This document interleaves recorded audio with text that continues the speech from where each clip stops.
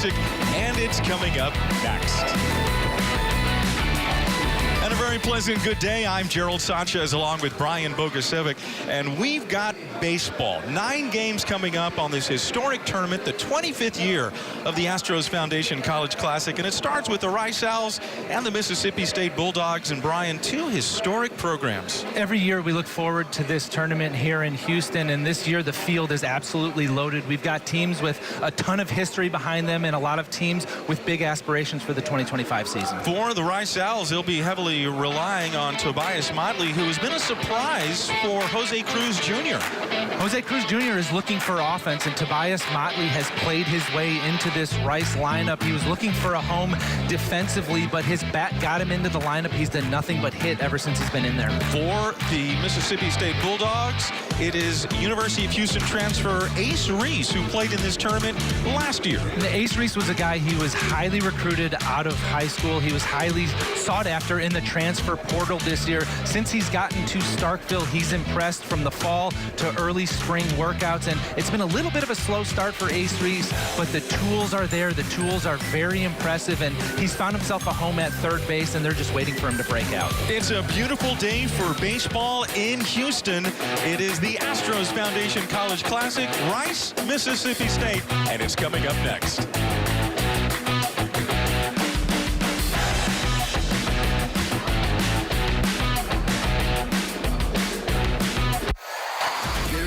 Been a better time to become a season ticket holder for the Houston Astros.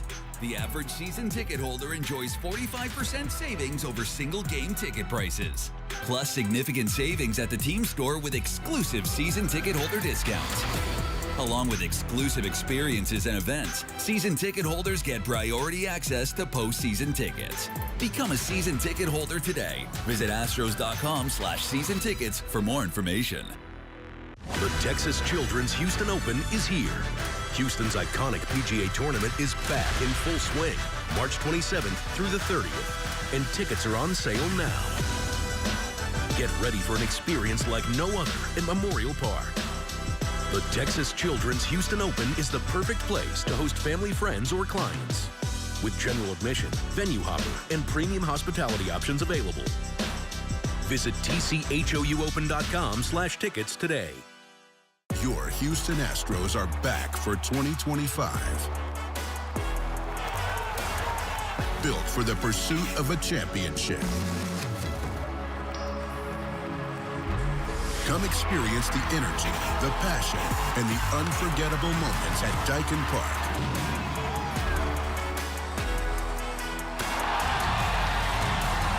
Tickets through June on sale now. Get yours at astros.com/tickets. Vacationing is an art, and the Palm Beaches are your canvas.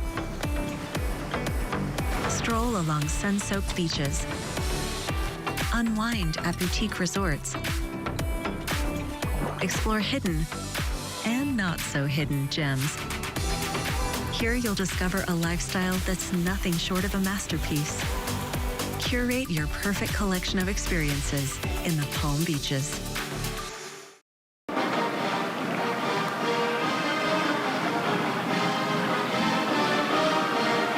In Houston with the Rice Owls and the Mississippi State Bulldogs, as Mississippi State is going to be the home team. And let's look at the starting lineup for the visiting Rice Owls. It'll be Trenton Rank leading it off, followed by Tobias Motley, who we talked about in our open, Barrett Eldridge, Blaine Brown, Landon West, the freshman catcher, Gunnar Carlson at first base, Trey Duffield at center field, Michael Zito at shortstop, and Hiram Boca Chica Jr. at second base for the Owls. It's an offense that's a little bit in flux for the Rice Owls. Jose Cruz Jr. is looking for offense, and there are different iterations of this lineup that he uses, and this is where he falls today. Pico Khan gets the start for Chris Lamonis and the Mississippi State Bulldogs, a record of 6-2 on the season overall. For Khan, he has had a good start to the season. Well, Pico Khan, the senior lefty, chose to come back for another season, forgoing his professional career for at least one more year, and The 6'4" lefty has a low to mid-90s fastball, a very good slider and changeup, and the numbers that stand out for him to start the year: 22 strikeouts and 0 walks so far. Yeah, you gotta like that. 11 innings pitched. He is definitely bringing the heat and really blowing it past the hitters. Off to as good of a start as anybody in the country so far, and as a pitching coach, the one thing you preach, especially early, pound the zone. And I think that the most impressive number, it may be not the strikeouts, but you just mentioned it, no walks. Well, absolutely. You have to be efficient, especially early in the season when your pitch count isn't ramped all the way up. You've got to throw strikes. All right, we're ready to go with Trenton Rank leading it off, and Rice playing in their 19th Astros Foundation College Classic. They were one of the charter schools that played back in 2001 when this started. A strike is called, and we are underway from Daikin Park. Brian, going to have to get used to calling it now Daikin Park. The over-under is high on how many Minute Maids are going to be mentioned throughout the course of the season, but it is Daikin Park. Bulldogs coming off a midweek loss on Tuesday to number 21 ranked Troy. Rank skies it. Shallow right center, battling the sun, but it's going to be Chance making the play. You know, at this time of day, and there's not many games played at this time of day here in this ballpark, but the sky, hardly a cloud in the sky. It's tough to see out there. This is typically one of the easiest places to play in the outfield because the roof is usually closed, but right now you've got a little bit of wind, you've got a high sky, and you've got sun to contend with. Mississippi State's defense, as we take a look at it, with Pico Khan on the mound being caught by Highfill. Fry, Reeves, Cup, Reese, Stallman, Chance, and Stevens line up defensively for Mississippi State. Tobias Motley.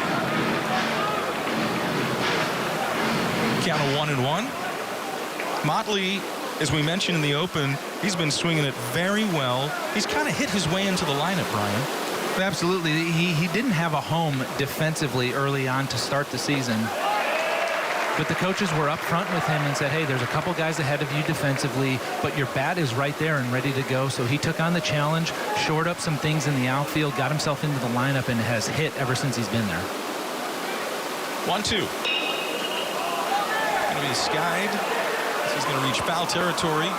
Will he make a play on it? And that is a good play by Fry. Not an easy play with your back to the infield, nearing that wall. And of course, Fry is not familiar with the surroundings at Daikin Park. And Fry had a long way to go. He got down in that well down the first base line, kept his eye on the ball the whole time, just kind of feeling for the wall. Never really got there, but that's a really nice play for a kid playing in the stadium for the first time. Barrett Eldridge coming up to the plate. And you see the command that Pico Khan has had in the first three batters. Well, and right away you can see it's the command, it's throwing strikes and going right after hitters. He's been strike one on everybody, and everything has been right in the zone. Eldridge, the designated hitter for the Owls today. You mentioned that the lineup kind of influx, and there's a percentage of the lineup for Rice, for Jose Cruz Jr. is defensive, and then the other part guys that can hit. He's just trying to feel it out in the early part of the season. Hit on over to the left side, and this is going to be a 1-2-3 for Pico Khan, as after a half inning of play, Rice nothing, and Mississippi State just now coming into bat.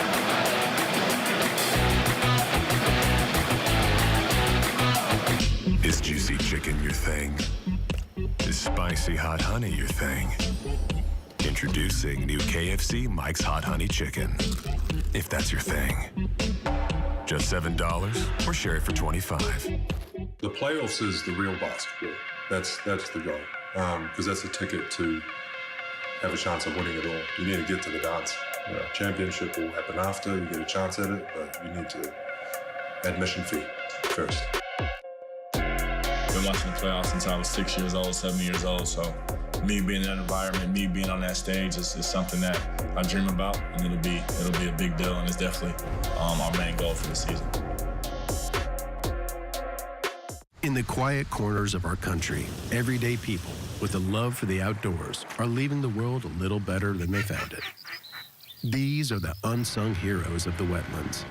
investing their time, their resources, and their hearts into conservation.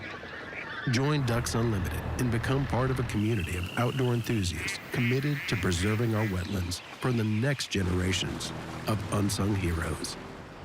A public service from Ducks Unlimited.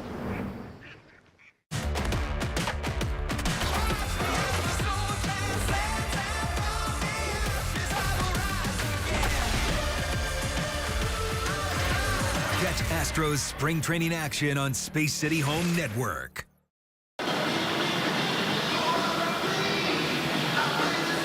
Starting lineups for the Mississippi State Bulldogs. Garrett Fry is leading it off over at first base. Ross Highfill, Ace Reese, Noah Sullivan, Reed Stallman, Bryce Chance, Nolan Stevens, Sawyer Reeves, and Dylan Cupp rounding out the lineup for Chris Lemonis as Davison Hickson is on the mound. Davion Hickson, a transfer from Florida State. Last year he led Rice in appearances and in saves, and he is going to be their Friday guy now.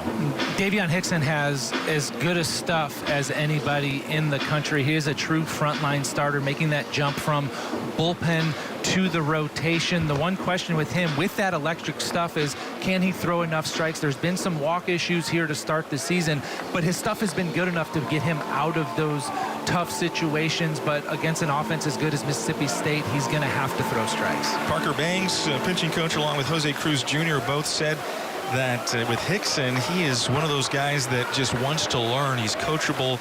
He wants to get better and better out there. It's a coach's dream. You have guys who not only have high-end talent, but a desire to get better every day. Garrett Fry coming up to the plate. First pitch in the bottom of the first. Right there. Fry has started the season well for Mississippi State. He's not at their everyday first baseman, though. No, that spot is Hunter Hines. He's not in the lineup today, however. Hunter Hines, and we were going to talk about him in the intro until we didn't see him in the starting lineup, but he is Mr. Mississippi State as far as power goes. 56 career home runs. By the end of the season, likely going to be sitting in the top spot for home runs in a career at Mississippi State. Hickson out on the mound here for the first time at Daikin Park, and for some of these guys playing for the first time, got to imagine the butterflies, the jitters on a big stage like this. Absolutely. You throw a third deck on a stadium and guys get a little bit amped up. 2-2 the count. It's always in between the ears, isn't it? Absolutely. That's where the whole game's played. The fields are the same. The dimensions are going to be the same whether you're in high school, college, or professional, but you get those big stadiums and a big stage, and it just feels different. Mentioned Mississippi State playing a midweek game on Tuesday against Troy and losing. Get over onto the left side, and it's Zito looking to play. Run away. Oh. Came off the bat. That was a routine ground ball. Then it maybe Carlson. We're going to have to take a look at this again. Carlson pretty emphatic that he was able to stay on the base. Foot's definitely on the base. He's saying that the bobble was on the transfer. Yeah. And now the umpires are converging. Home plate umpire Andrew Fulton, along with Doug Williams, the umpire at second base. Eric Gaucher at first. Clint Fagan, the third base umpire. So they're going to take a look at this on the replay. You get the call right, and I think that you look at that, it's going to be probably overturned. Let's look at this again. There's Sir Carlson with the stretch. Now look at that right foot on the bag. He's definitely got the ball in his glove with his foot on the bag. The bobble comes, I guess it's maybe after possession. That maybe he didn't have control of the ball when he caught the ball. That's what the call must have been, but I think once they get a second look at it, they're going to realize that he did, and that the bobble was made on the exchange as he was trying to pull it out of the glove. You see that a lot of times, especially with the double play, with a shortstop flipping it to second or vice versa, and then the throw, the transfer, and it pops out. But then they say, well, he made the catch and it was out there. Kind of the same similar situation here at first. Normally you don't see the transfer from the glove to the hand being mishandled. But Hickson, I think that's what happened, because he's clearly out right there. Yeah, and it's understandable how you would get quick on the exchange in a double play situation. In this scenario with nobody on base, probably want to take an extra beat and just hold on to that ball, but looks to me like he was pretty clear that he had possession. So first batter in the bottom of the first, and you already got a replay. Wouldn't have it any other way. Glenn Fagan, the umpire from third base, and he is looking at that. Over there you see right there. Glenn Fagan, Major League umpire as well. Probably going to be overturned. Let's wait to see what happens. Yeah. And they are going to call out over at first base. So 6-3 to start the bottom of the first as Garrett Fry grounds out. And that's the right call. And that's the whole point of the replay system is let's get it right. Whatever happened on the field, let's get the call right. And you'll sacrifice a minute or two of gameplay time to make sure that the calls are correct.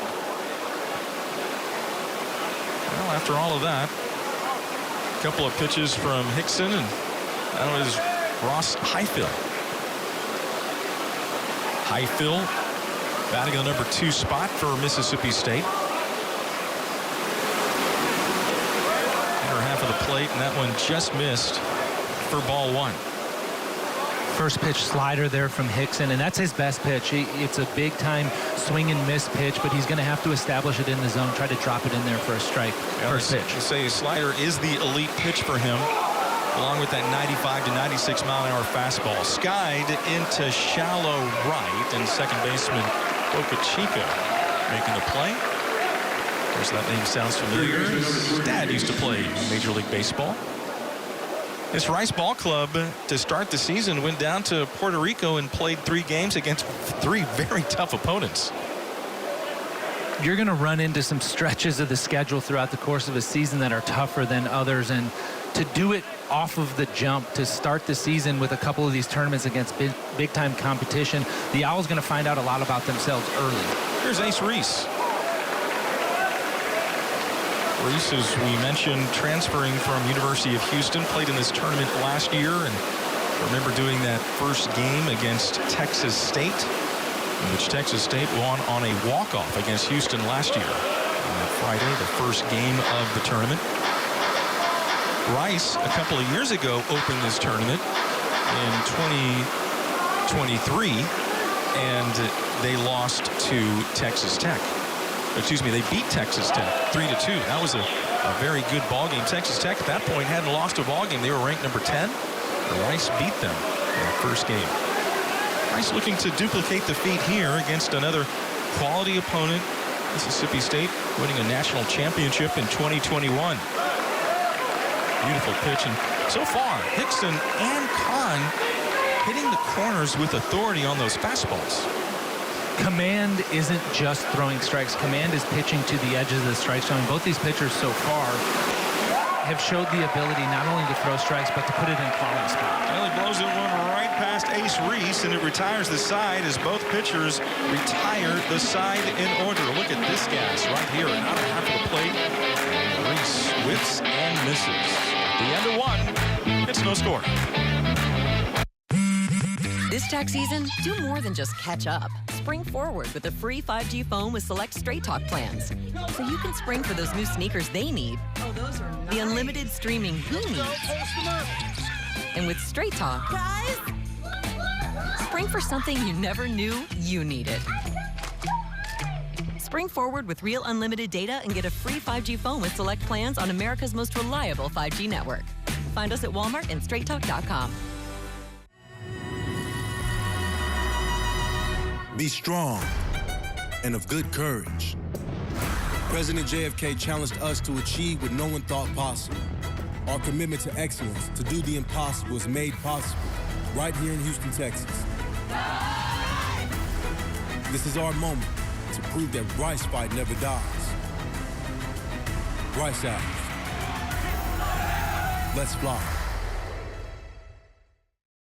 What happens when you believe? When you believe that you can make a difference, that you can do more, be more, create, explore, that you can find yourself, find your place, change a life, change the world. That's the power of belief. That's the power of Mississippi State University. First of 3 today, first of 9 this weekend as the Astros Foundation College Classic continues. Coming up a little bit later this afternoon, Oklahoma State and Tennessee, and then the nightcap with Arizona and Texas A&M. So that's going to be a couple of good ball games, as well as this one here. Settling in, both starting pitchers looking really good in that first. First pitch is foul by Blaine Brown, the right fielder for the Owls.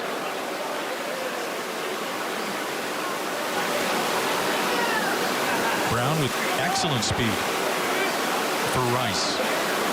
Batting in a cleanup spot. Kahn off speed, and he's ahead of the count. And Brown right there is hitting for a good average. Got a good swing, and he definitely, as I mentioned, great speed on the bases. And that's a strikeout. First strikeout for Kahn today. And it is one away. That's a tough at-bat for a freshman right there. Left on left, and Pico Kahn just dotting up a couple of sliders on the corner and then walking Brown right off the plate for strike 3. Well, here's Landon West. As Pico Kahn. I would imagine that Kahn, not only is he difficult to hit because of the velocity and the movement and the changing of speeds and location and everything that goes into it, but also when he delivers to the plate, hiding the ball a little bit. This one's rifled there down the left field line. Landon West is going to chug into second base, and he'll stand with a one-out double. It's a nice swing right there from Landon West, turning on a pitch, hitting it down the left field line. If you're going to get to Pico Kahn, that's where you're going to have to do it when he's trying to come into the righties. If he leaves something up, out, over the plate, you cannot miss those pitches. Landon West didn't miss that one. West getting his second double of the season. And it'll bring up now Gunnar Carlson. As I was mentioning about Rice in their midweek game, they lost to Arizona, who is in this tournament. You see the double right there by West. Carlson drives this one into right field, but it's playable, and Stevens is there. Tagging and going to third is West, and West is going to be saved. The throw got there in time, and Reese couldn't hold on to the ball. Landon West got bailed out right there. He tagged up on a ball that he should have stayed on the throw, beat him by a mile, but he was fortunate that it wasn't held on to. Jose Cruz Jr. tapping him on the back, saying, "You got lucky there, guy." Look at this throw again here from Stevens. Stevens, a good throw, and a couple of hops right there, and the tag, and unable. That ball just squirted out, but that ball beat Landon West by a good ways. So Carlson flying out, and West tagging up and going to third on that. And these are things that Rice is going to have to take advantage of. They get a runner in scoring position. They get a play not made by the Mississippi State defense. They've got to cash in on these opportunities. Trey Duffield. A 1-1.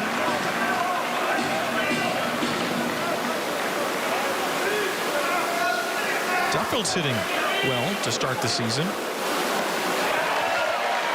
He's down the count.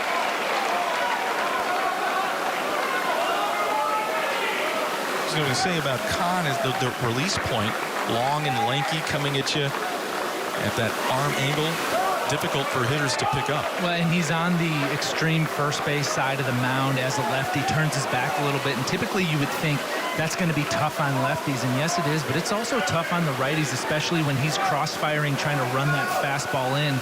It's a late pickup of the release point. 2-2. And he blows it right past Duffield. Good velocity from Pico Kahn. A couple of strikeouts in the inning, and Rice stranding a runner at third base, and Landon West.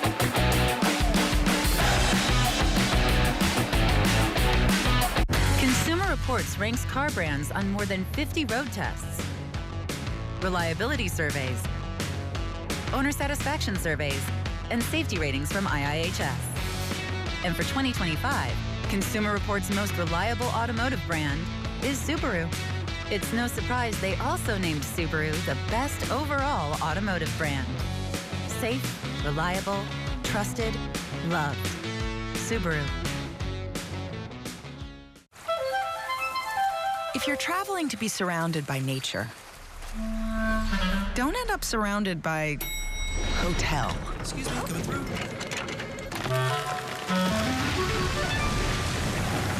Get an Airbnb and go where hotels can't.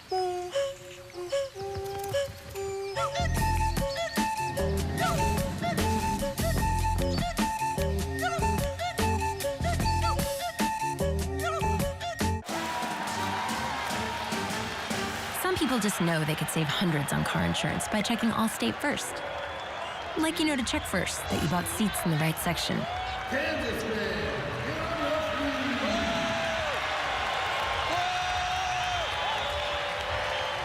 Yeah, checking first is smart. So check Allstate first for a quote that could save you hundreds. We'll see. You're in good hands with Allstate. Back bottom of the second inning, Davion Hickson doing his warm-up tosses as the Mississippi State Bulldogs will bring up the middle part of their lineup. Noah Sullivan, Stallman, and Brian Chance. Visiting with Chris Lemonis yesterday, and he talked about how the ball club has played, kind of still trying to figure it out. And one of the things that he had mentioned in our meeting, Brian, is that Mississippi State, while they're getting the hits, are leaving runners in scoring position. It hasn't fully clicked for this lineup yet. They've been hitting the ball well. The offense as a whole has been pretty good. It's just those runners in scoring position situations. Balls haven't found holes yet, but that's one of the benefits of having a veteran team is they're not going to panic. They're not going to press. And that one comes and hits him. Right square in the back. Noah Sullivan, who is a two-way player. Designated hitter. And you see right there, right in between the 1 and 8.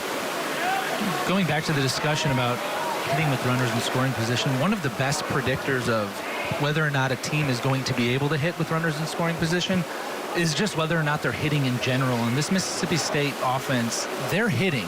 They just haven't gotten the big ones as often as they would like. Here's Reed Stallman. Stallman fouling it back.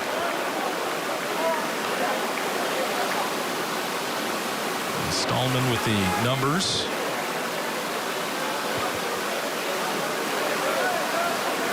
Something that you don't see at the professional level is what they can still do in high school and college. And the toss goes over to first base. Where they're playing Reed Stallman, Rice is.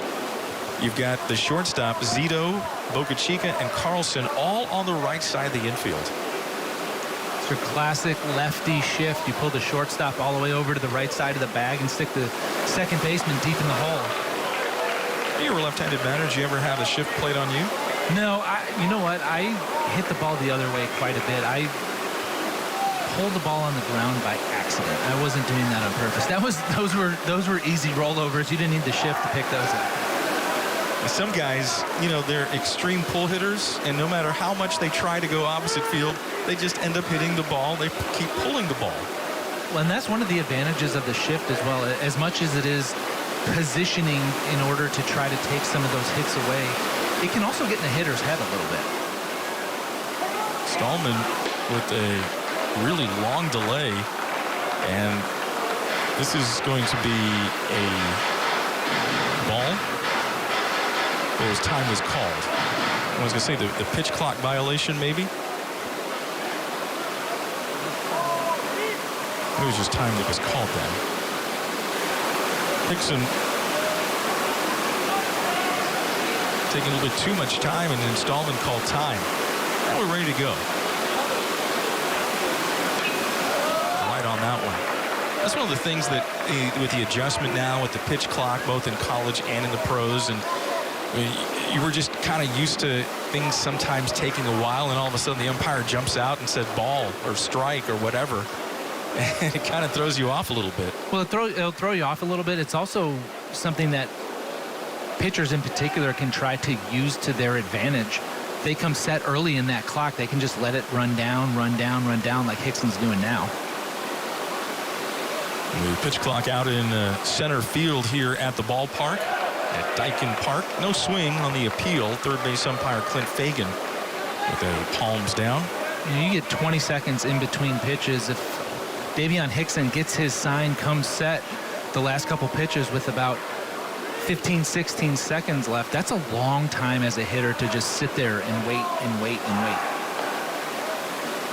You remember when the pitch clock first debuted and how much chatter there was in the majors about, oh, how we're going to adjust to this, and you're going to hurt pitchers and everything, but you don't hear any of that anymore. No, it's been pretty seamless, and these guys are so good at what they do. On the top of the zone, a strike three called as Hickson gets his second strikeout of the game, first of the inning.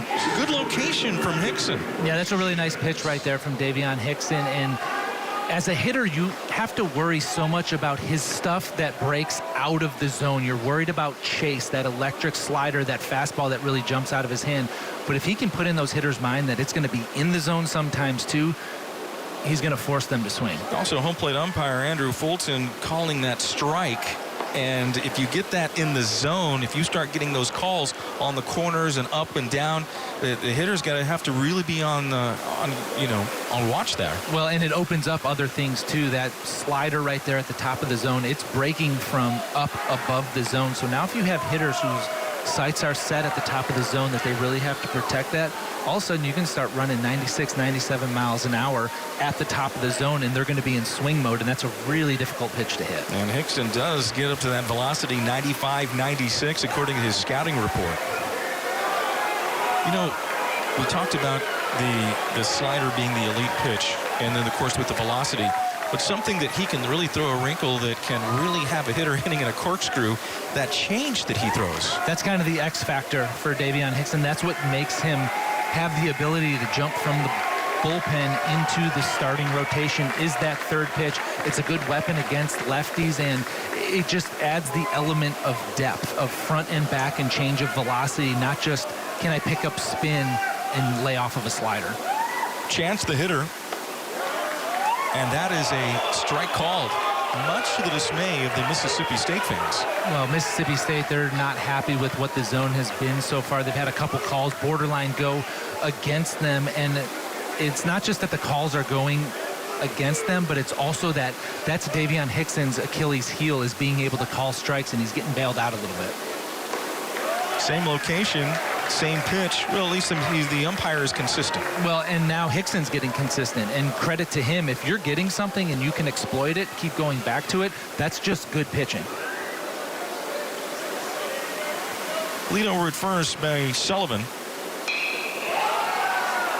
This is going to bend and foul.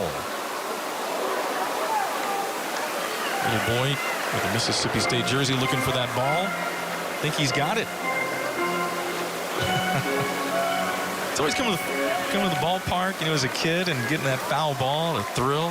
Especially a day like this, you get this early afternoon game where you can set up shop down in an area where there's not too much competition. He's probably missing school, I would imagine. Or maybe a spring break or something like that. Chance cut on and missed. How about Hickson? Back-to-back strikeouts. Well, and that's a good next step for Davion Hickson. He got a couple of those sliders called in the zone at the top of the zone, and right there with 2 strikes, he showed it in the zone to off the plate. Nolan Stevens, the right fielder, coming up to the plate, and I'm going to make another point on that. If you're getting calls that are on the borderline, then as a pitcher, as this one's driven into left field, and Motley comes in, battling his son, making the play. We saw what Motley said, I made the play. Is time called? Because Stevens is going back to the batter's box.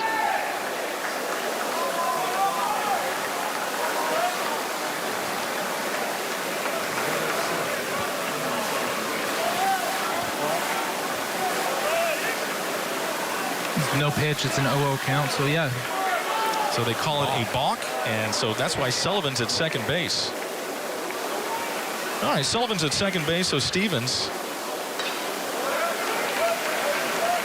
It's a strike. Foul ball. He's going to make the point, though, that with the pitches, if you're getting those calls on the borderline, and as a pitcher, keep expanding the zone, get in the hitters' heads, they'll start swinging after pitches outside the zone. Going after it. With frustration from a hitter usually comes over-aggressiveness. You start getting frustrated with the zone and you get really caught up in swing mode, and if you can exploit the edge to off of the edge, and those guys have in their mind that they need to swing and kind of take it out of the umpire's hands, that works in a pitcher's favor. You know, on the balk call, usually the umpires are more demonstrative when there's a balk, but we didn't see it. Maybe because the pitch was being delivered and the ball was put in play.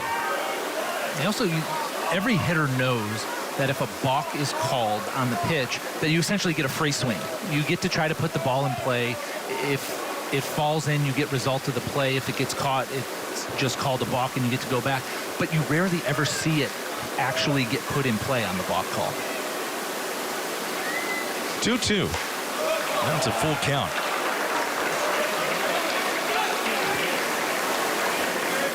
Beg your pardon, 2-1 is the count as the home plate umpire Aaron Fulton flashes it up there.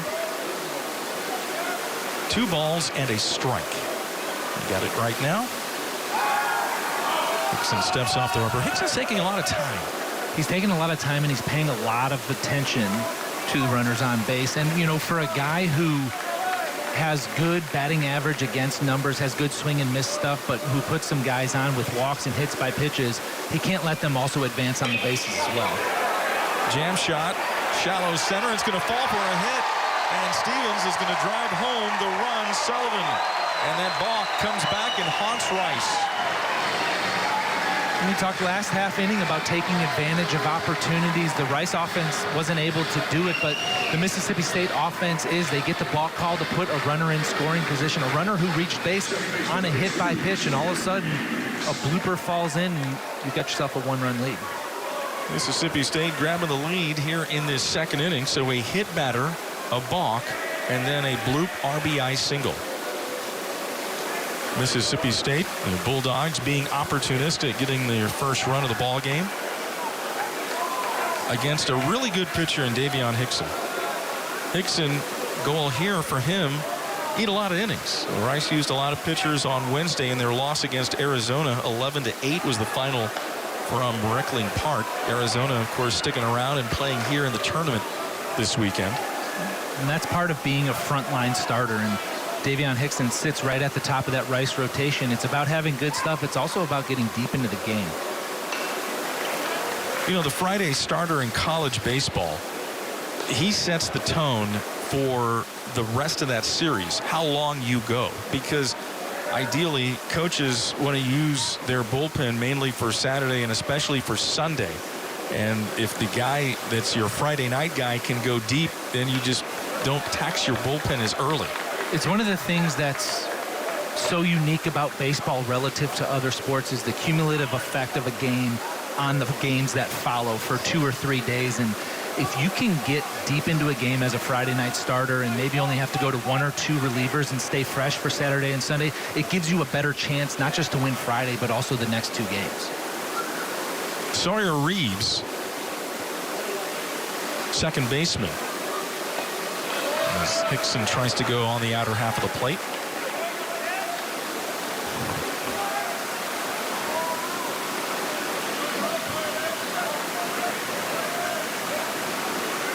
Two-out RBI single by Stevens. He's at first base.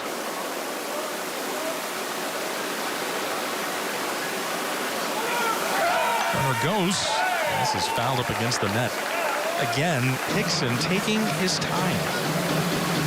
Different ways to keep a runner close at first base, having a good pickoff move, being quick to home plate, but also trying to disrupt timing, holding the ball, letting that runner get stale, letting them really sink into their legs and not feel like they're going to be able to get a good jump. That's just as effective as any other tactic for keeping runners close.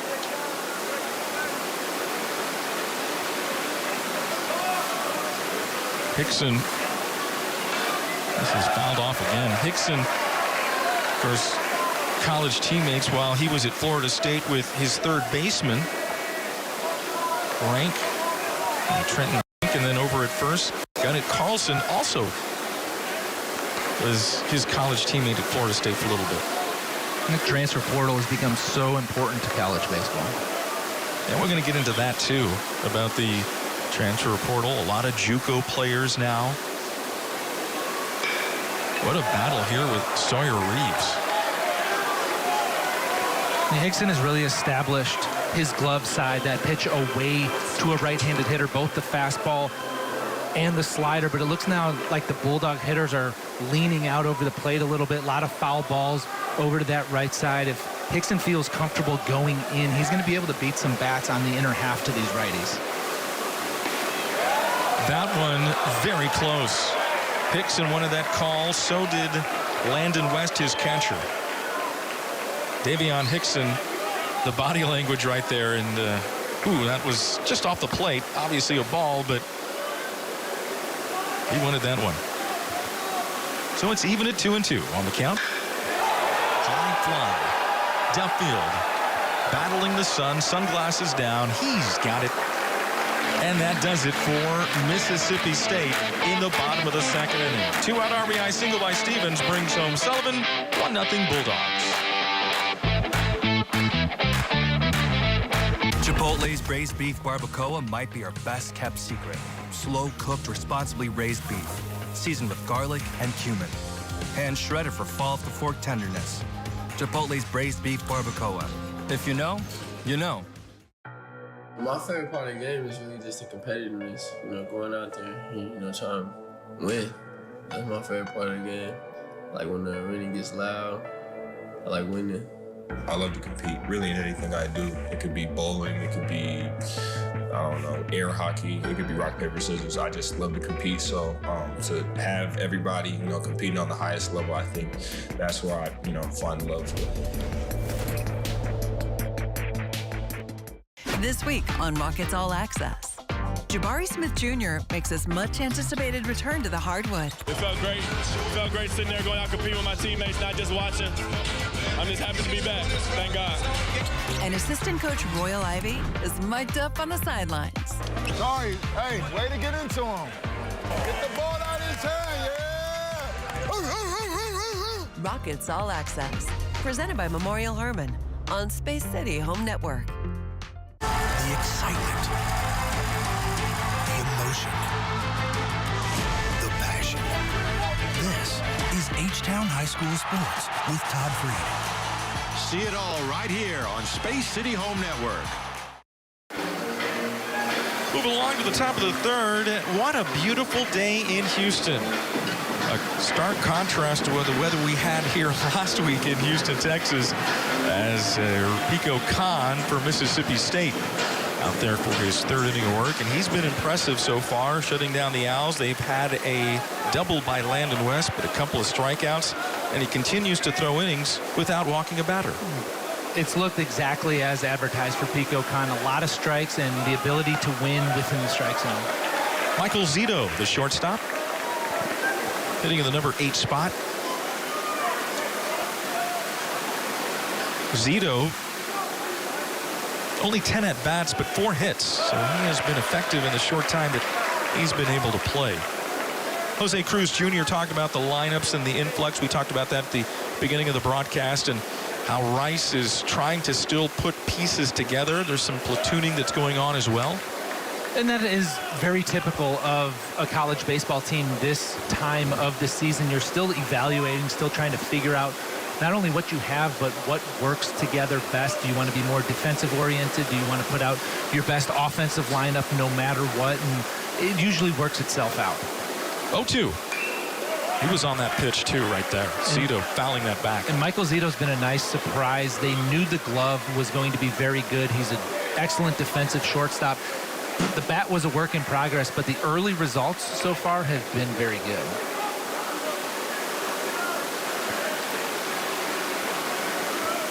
Pico Khan.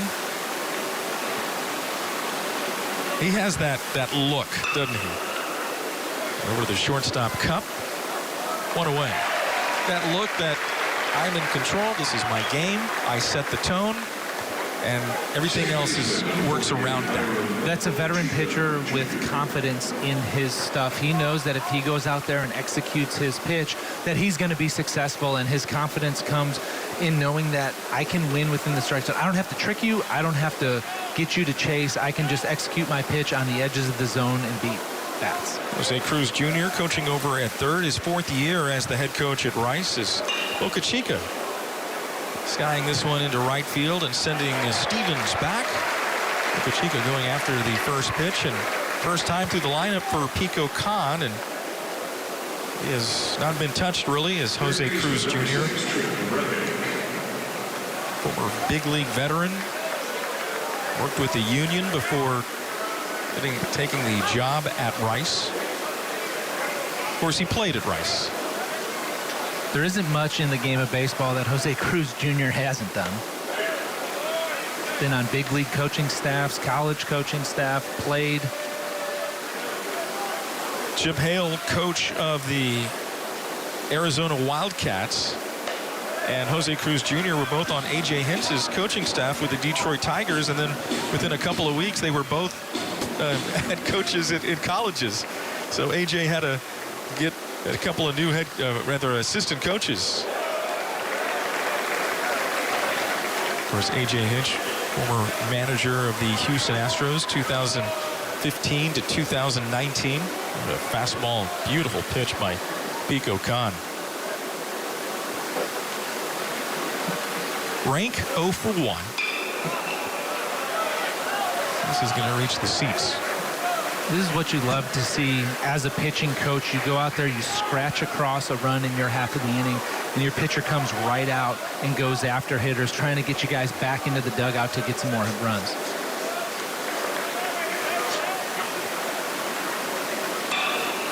Lifted in the air, and again, this is going to reach the seats. As the tournament continues throughout the day, the crowd will get bigger and bigger, and they have had some really nice attendance numbers these last several years at the Astros Foundation College Classic. Bring in the quality of competition that they do every year, and the fans are going to show up, and not just fans of those individual programs, but just baseball fans in Houston in general. And then on a day like this, well, you got to skip work and come to the ballpark. Like Humphrey Bogart once said, a hot dog at the ballpark beats a steak at the Ritz. I've had days during this college classic where I've just sat out in the Crawford boxes in the sun and just watched this college baseball game on a Friday afternoon. Nothing like daytime baseball, right? And it's ball 3. Khan wanted that one. We'll be hearing it from both dugouts here at some point. It's just a little bit low. As you can see, Highfield try to frame that pitch. Hit on over to the left side again, and it's Reese. 1, 2, 3 for Pico Khan. He's as good as advertised in the early going.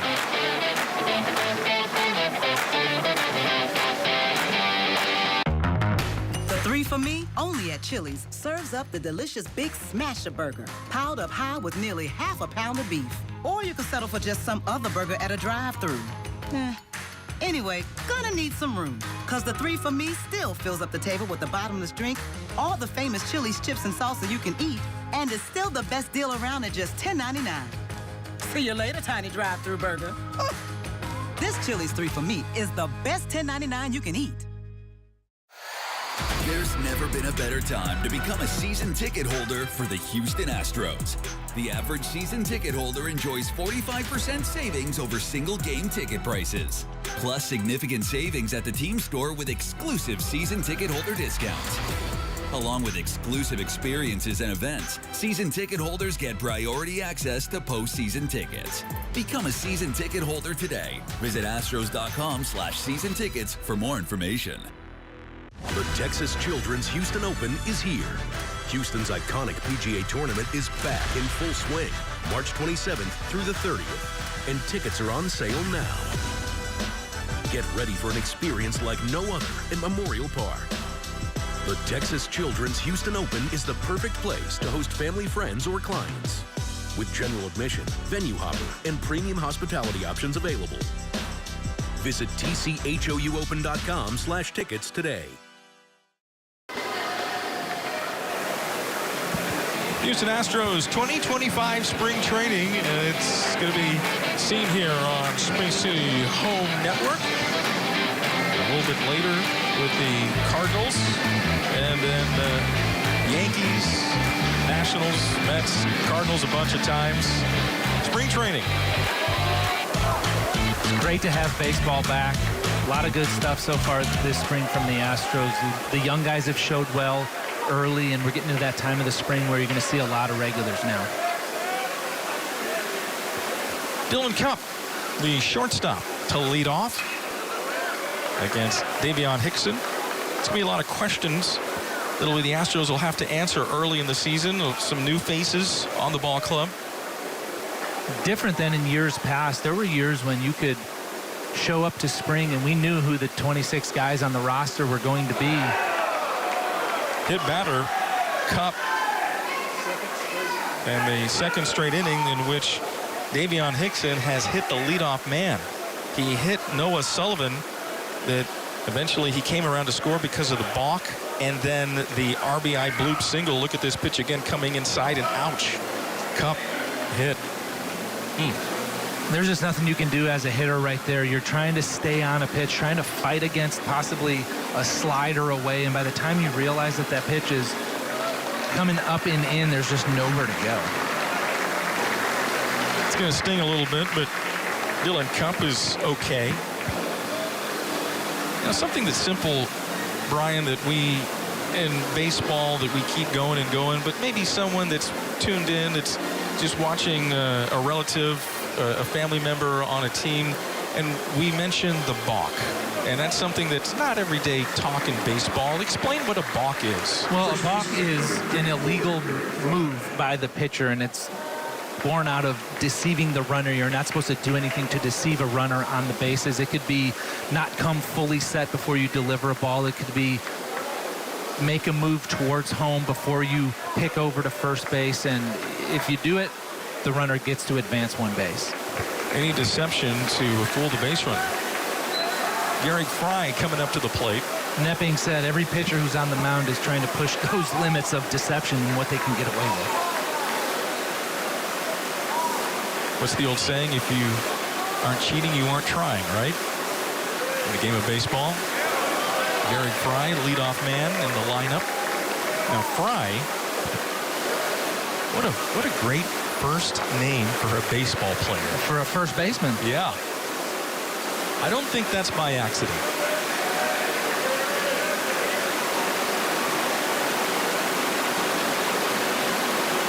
Hickson taking a long time with runners on base.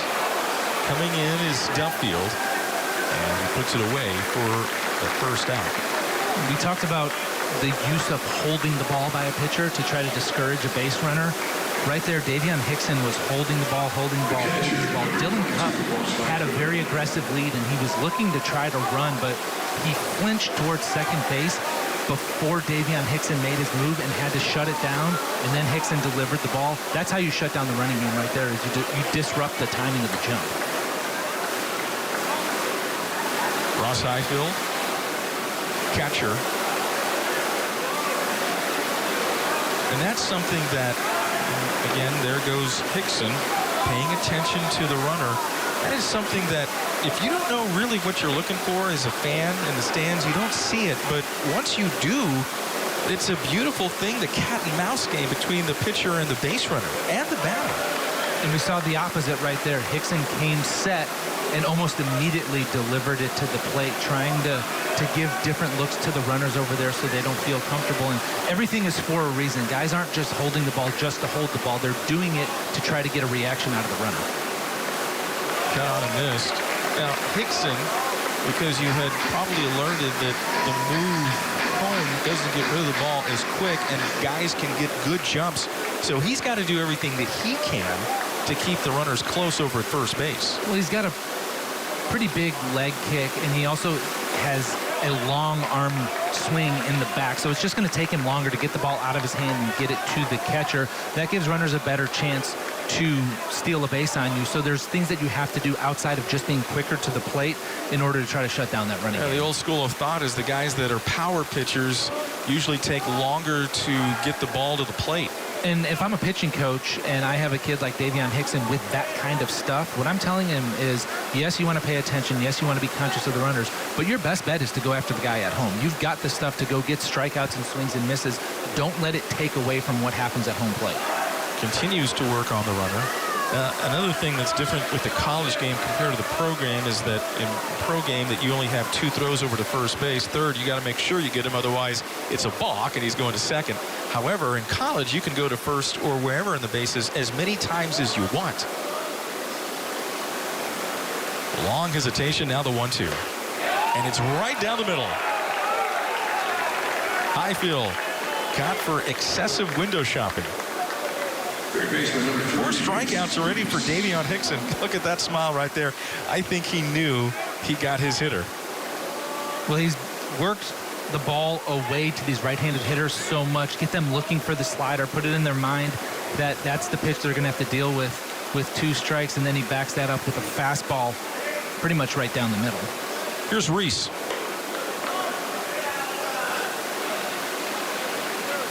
Reese played mainly outfield for Houston last year.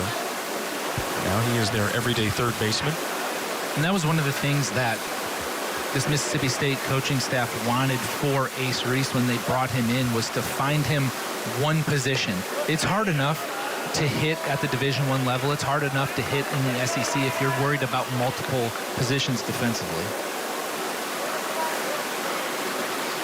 I think that, being an everyday player, you want to know where you're going to be playing defensively.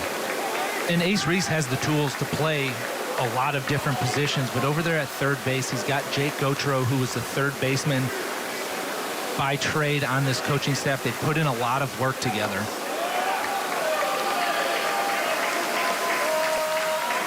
Three-ball count.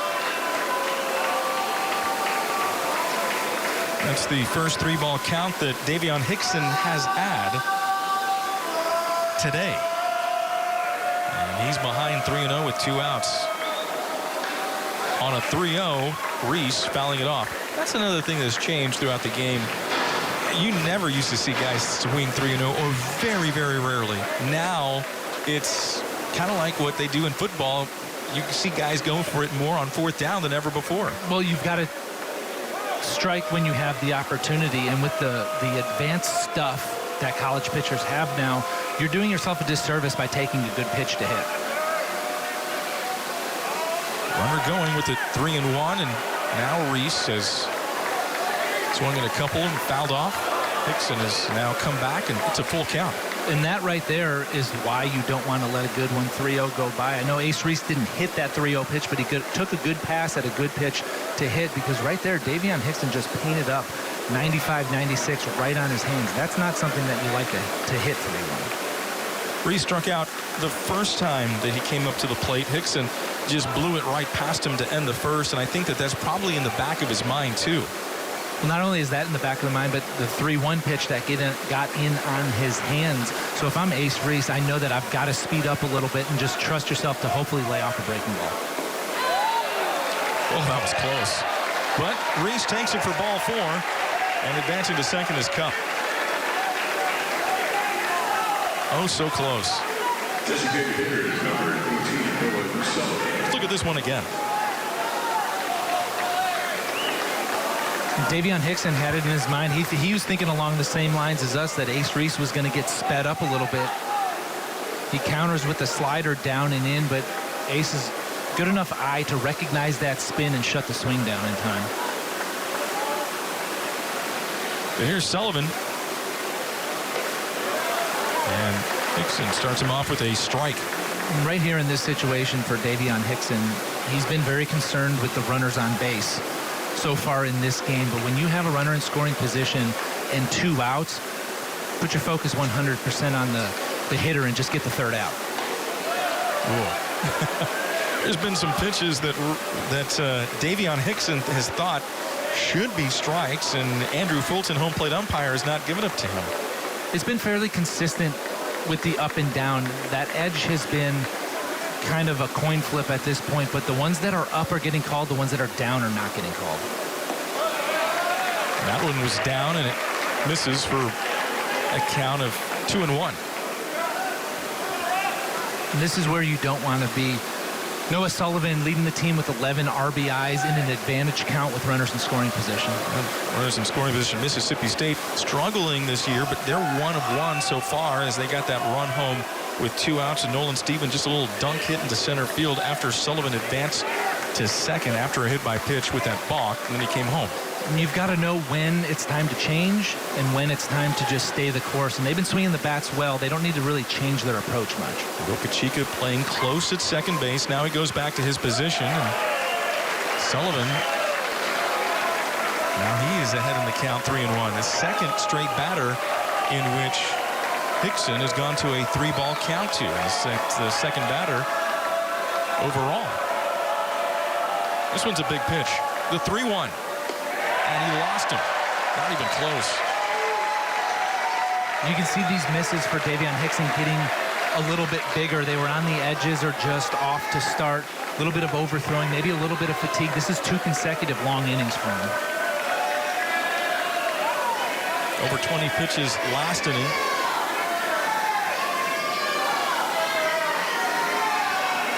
And Parker Bangs out to pitching coach for the Owls, out to talk to his pitcher Hickson, and Landon West, the catcher. Probably what you said earlier is just like, look, just go after the guy, trust your stuff, don't worry about anything else. He's been worried about the runners, and that split his attention. And that makes sense with less than 2 outs, and that makes sense when there's a runner on first base who could potentially put himself in scoring position and get you in a tough spot. But those runners are already there. They're already in scoring position, and there's 2 outs. It doesn't matter what happens on the bases if you can go and get the hitter. And just a little quick reminder to just turn that focus back to the hitter. Don't worry about those guys out there. Reed Stallman, who struck out looking in the second inning. Well, he bats with the bases loaded and 2 outs in the bottom of the 3rd. Mississippi State already leading by a run, looking for more. Again, runners in scoring position for the Bulldogs. Hickson on the outer half of the plate. And Bulldog fans, you can hear them chirping all the way up here. They didn't think that slider got all the way back. It was close. Cup at 3rd. Reese at 2nd. Sullivan at 1st. Driven to right, and that's going to fall in front of Brown, a hit.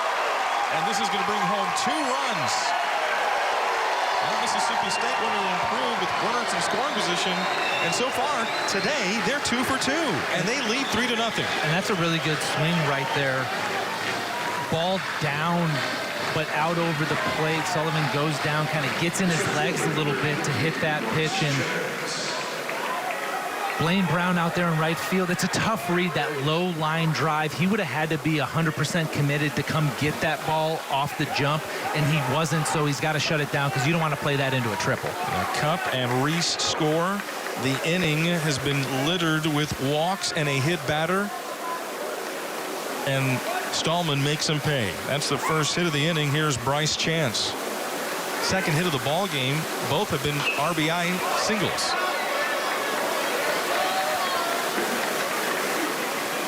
So Hickson, he started off Stallman with that pitch on the outer half of the plate, and he got ahead in the count. Still wasn't a bad pitch to Stallman. It was just out over the plate a little bit. It was more of a good swing versus mistake pitch. Runners on the corners. Again, Hickson taking his time. And as a fielder, you like working with guys, or you like working behind guys that move quickly, that they've got that pace. And then if not, sometimes it gets a little long out there. You like action. You like the ball put in play. You like strikes being thrown. You like having things happen. on the infield, foul territory, and West is going to watch this one go into the seats. For these Rice defenders, not only has the game pace slowed down a little bit, but Hickson's also a strikeout pitcher, so even the outs are coming without balls being put in play. It's a long time to stand out there without getting anything hit to you. The last couple of innings have taken a while. In fact, we are an hour into this, and we're still in the bottom of the third inning.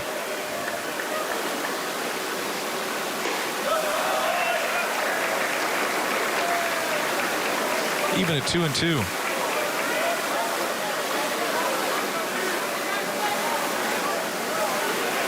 Stevens on deck. You see him over to the right side. Runners on the corners, the 2-2. Going after the pitch and slapping it. Zito to Boca Chica, forcing out Stallman at second base. But again, Mississippi State with a big 2-out, 2-run single. Now they up their lead.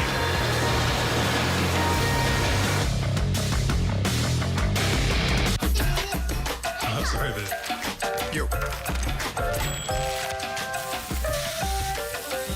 We all bring something different to the table.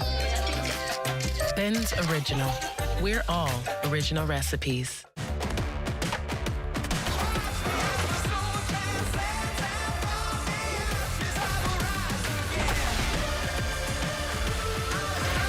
Catch Astros spring training action on Space City Home Network. Be strong and of good courage. President JFK challenged us to achieve what no one thought possible. Our commitment to excellence, to do the impossible, is made possible right here in Houston, Texas. This is our moment to prove that Rice fight never dies. Rice Owls. Let's fly. What happens when you believe? When you believe that you can make a difference, that you can do more, be more, create, explore, that you can find yourself, find your place, change a life, change the world. That's the power of belief. That's the power of Mississippi State University. Welcome back to Daikin Park in Houston.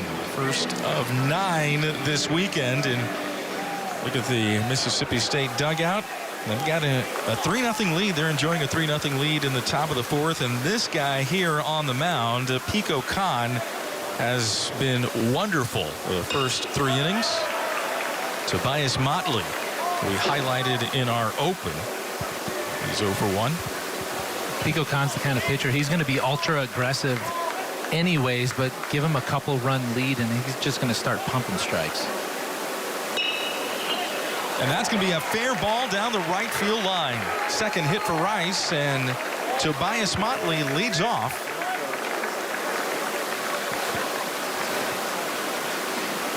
First time that they have the leadoff man on.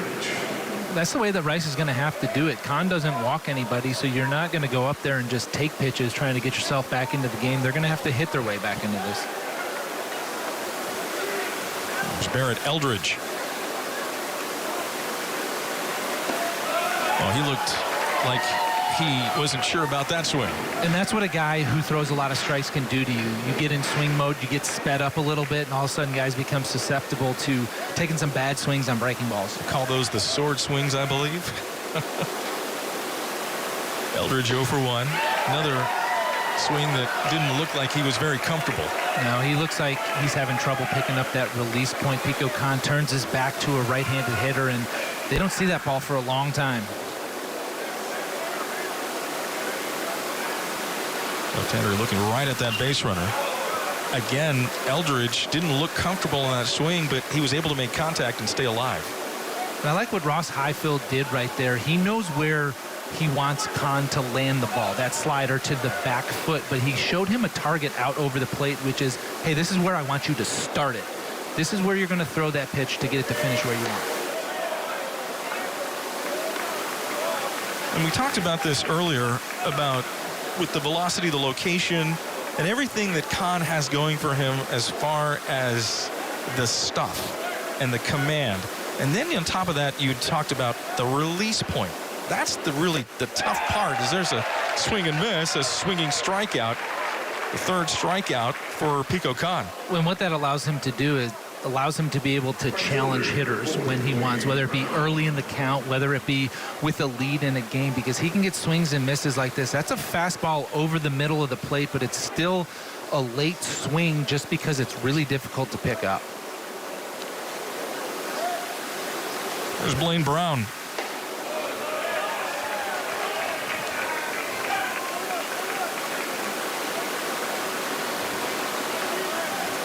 Brown 0 for 1.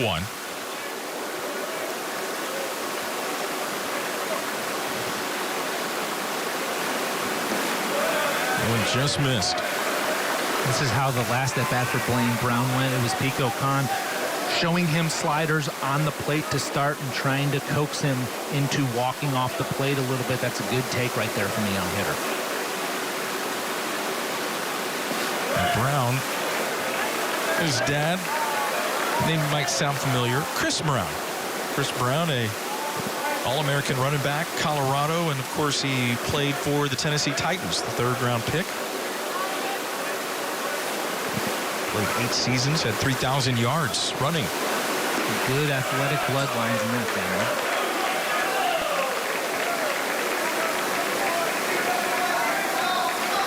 family. Blaine played his high school ball at Shadow Creek, which is part of Alvin ISD.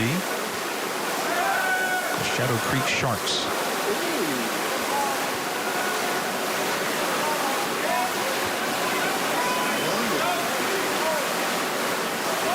(3-1). Pico Kahn, this is his second 3-ball count he has gone to. We had mentioned he has not had a walk yet this year. This is an impressive at-bat from a young hitter. The Rice coaches have raved about Blaine Brown's ability to make adjustments. The pitches that he swung and missed at in his first at-bat, he's taken and put himself in a position to have a 3-1 pitch. Playable for Stevens. 2 away. The swings that Rice is getting on Kahn, they're not very comfortable.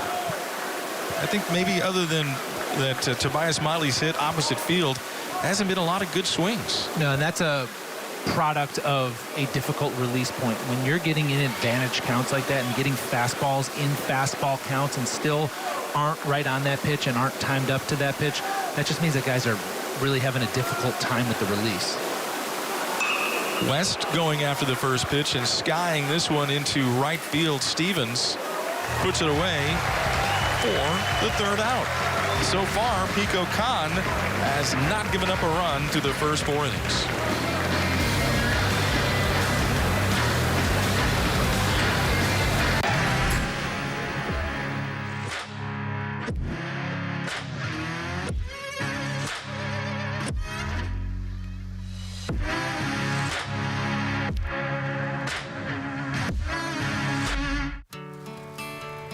Maybe it was a family vacation or a school field trip. But there you were, standing in awe at a national park. We are the National Park Foundation, and together with you, we're creating a future where every person, every generation, gets their chance at an unforgettable moment. Today, tomorrow, forever. Learn more at nationalparks.org/foundation. At First Tee, we teach kids how to play golf, but that's not our end game. Golf is simply our means to teach life lessons that build inner strength, self-confidence, and resilience. It's more than a game. It helps them be more independent, more secure. It has given them more confidence, and I think that helps them with everything else. Come join us at First Tee. Catch Rockets All Access, your backstage pass to the team all season long. Rockets All Access. New episodes every Thursday on Space City Home Network. The Astros take on the Yanks tomorrow at 11:30 on Space City Home Network. Those 2 gold flags mean a whole lot to the city of Houston. 2017-2022 world champions. Houston Astros. Season will open in a couple of weeks here at Daikin Park against the Mets. Here we move to the bottom of the 4th inning with Rice and Mississippi State. Astros Foundation College Classic. 2 more games today, 3 tomorrow, and 3 on Sunday. Nolan Stevens off speed from Hickson. First time in a while we've seen that changeup from Hickson. I'm ready for baseball. To be, there every day. Coming to the ballpark. Looking forward to another season and see if the Astros can make the postseason yet once again. Golden era of Astros baseball. Now, you played in some of the dark times. 2010 Tell me about it. to 2012. We set the stage for the golden age. Hey, I was a season ticket holder back then, as I am today. You were the one? So, yeah.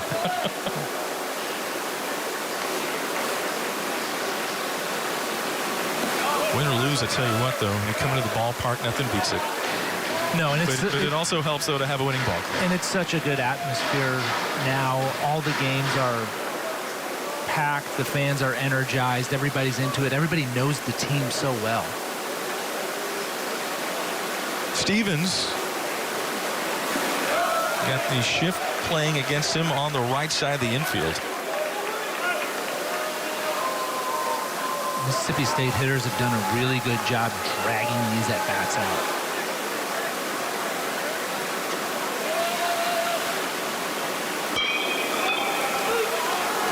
This one playable and low throw and a good scoop by Carlson.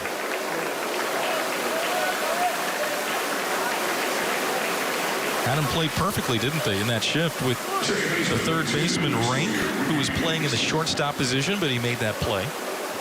Pretty much straight up shortstop right there, but that's your third baseman, Trayton Rank. On the scorecard, we still put 5-3, even though it's at the shortstop position. Davion Hickson really needs a quick inning here. It's a good job by him getting that first leadoff hitter out. A couple of leadoff hitters in a row in the second, third innings reached with hit batters. So Sawyer Reeves down the count. This Mississippi State Ball Club talking with some of their folks, and that they are with high expectations, obviously, and they play in just such a difficult conference. I mean, there's so much pressure in the SEC to perform. Cut on and missed. Well, it's the beauty of the SEC is that you have such great competition week in and week out, and it's the double-edged sword, though, because there are no breaks on the schedule once these guys get into conference play, and by the end of the season, these teams really have a good idea of where they stand. Reeves fouling it off. He's talking to some of the Mississippi State folks, and they all swear up and down. A lot of these guys on that roster, they said they're pros. And this is a good ball club. And then, of course, you have Tennessee, who's in this tournament as well. A&M. That is some just loaded baseball. Well, that's one of the really fun parts about this weekend and the field of teams that they have. There are big-time expectations for these teams as a whole, but there are some big-time prospects, guys that are going to have their names called in that first round, so you get to see some really high-end individual talent as well. Well, the rotation for Mississippi State, if I'm not mistaken, went in the draft last year. They lost their entire rotation. And, of course, with Kahn, he was also drafted, but he came back. In for strike 3. And Reeves is caught with a bat on his shoulders.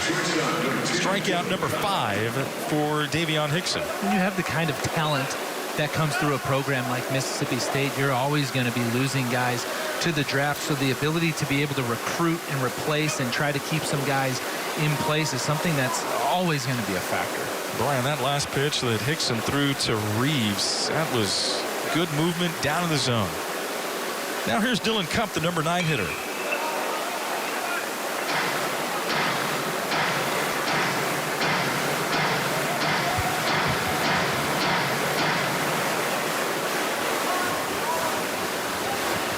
Oh, 1. 77th pitch, missing for a ball. 48 strikes and 29 balls for Davion Hickson.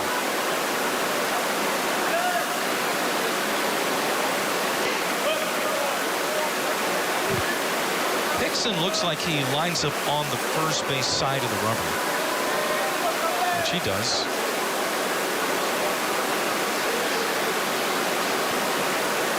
2-1. Brian, can you explain to the audience why a pitcher would line up on the first base side of the rubber as opposed to the third base side, or maybe even the middle of the rubber? Well, a lot of it has to do with the angles that you're trying to create to hitters and how your pitches play off of those angles.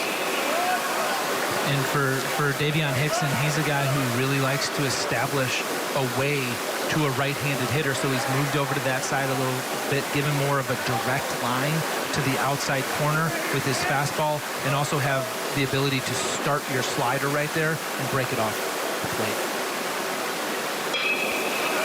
Third baseman Rank backs up on it a little bit. Out number 3. Davion Hickson rebounds from a couple of shaky second and third innings to have a 1-2-3 fourth, and we head to inning number 5.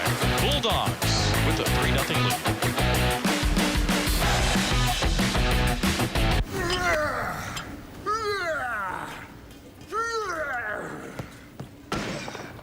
All yours. How do you sleep at night? On a mattress from Mattress Firm. A sleep expert made it easy to find the right one. Plus, they have a low price guarantee. So if I see it cheaper somewhere else, they'll match the price. So I sleep.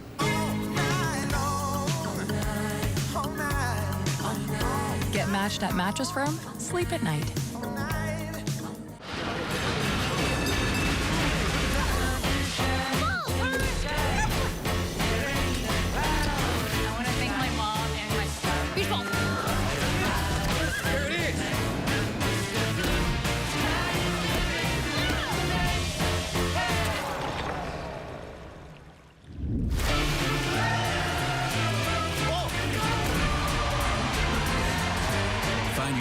Playground at visitcalifornia.com. Your Houston Astros are back for 2025. Built for the pursuit of a championship. Come experience the energy, the passion, and the unforgettable moments at Daikin Park.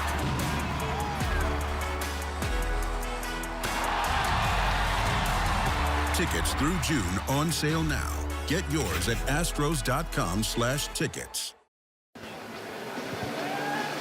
See the backdrop at Daikin Park with the star and the H.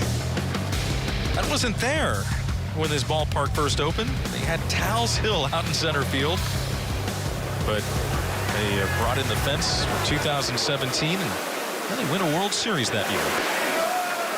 So the 5th inning starts with Bennett Carlson. Carlson, the first baseman, he's 0 for 1. Remember playing in the outfield with that hill out there? It's not very comfortable, is it? 436 feet and up a hill is what you had to cover out there in center field.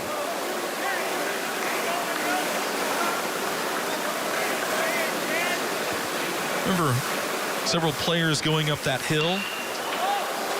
So skied.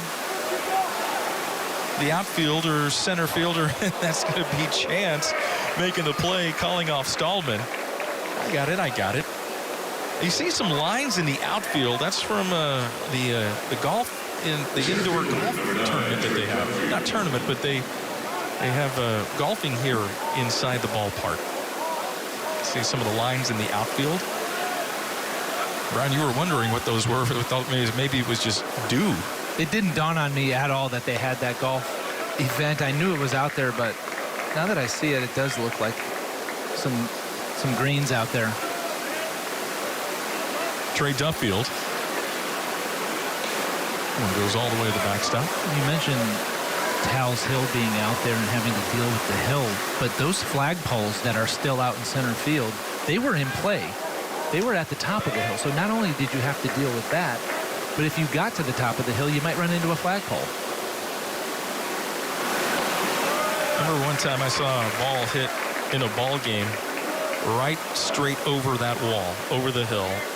And it was Mark McGuire, 2001 against Wade Miller. And I remember Wade Miller had a 3-2 count. And I said, don't give him a fastball. And he gave him a fastball, and he cranked it out. There's a swing and miss, and Duffield, a couple of strikeouts for Duffield, and now that's 4 strikeouts for Pico Khan.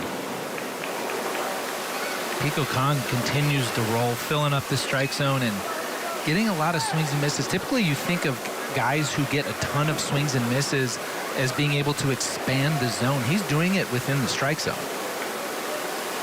Michael Zito.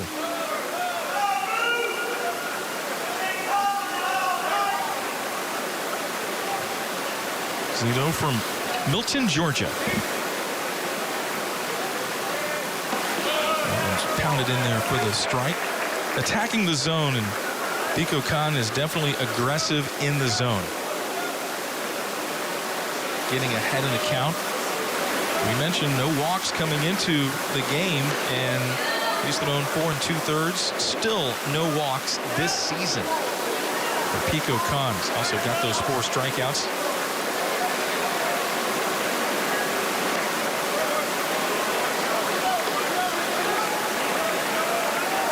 Zito 0 for 1, grounded out to the shortstop Cup.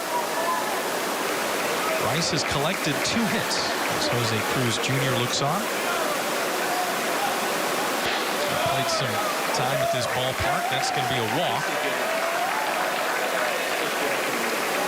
Well, there's the first walk. I guess it was going to come eventually. It didn't seem like it, though, the way Khan's been rolling, but good job by Zito laying off a couple of close pitches there. Brian, ever believe in the announcer's jinx? Only if it works in my favor. Boca Chica.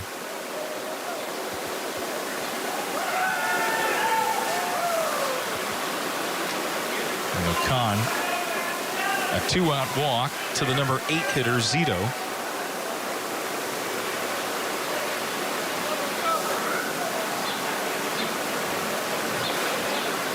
Khan gave up a leadoff single to Motley last inning and then retired the next 3. Boca Chica 0 for 1.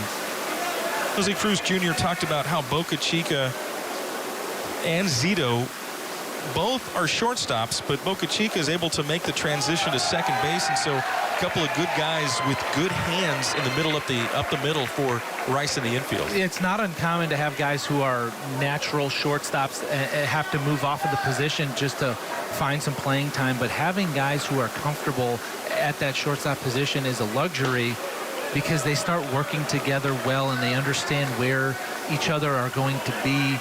And that double play tandem, they have to really work as one, and these guys are starting to gel a little bit. And that's so important to have that chemistry of the double play partner, the guys going up the middle. Down the left field line, and this is going to be a home run. How about Boca Chica? Going yard, visiting the Crawford boxes, and Rice is on the board. Well, the walk ends up costing Pico Khan. 1 walk on the season for Pico Khan, and immediately comes back to bite him. That's a 1-2 pitch that Hiram Boca Chica just pulls his hands in on. That's a really short, quick swing, and a lot of power out of that swing as well. Looked like he tried to get a fastball in on him, and Boca Chica just lined it down the left field line into the Crawford boxes. And that's what Pico Khan's been doing. He's been throwing fastballs by guys in the zone, but right there, Boca Chica gets inside of one and does a good job keeping it fair as well.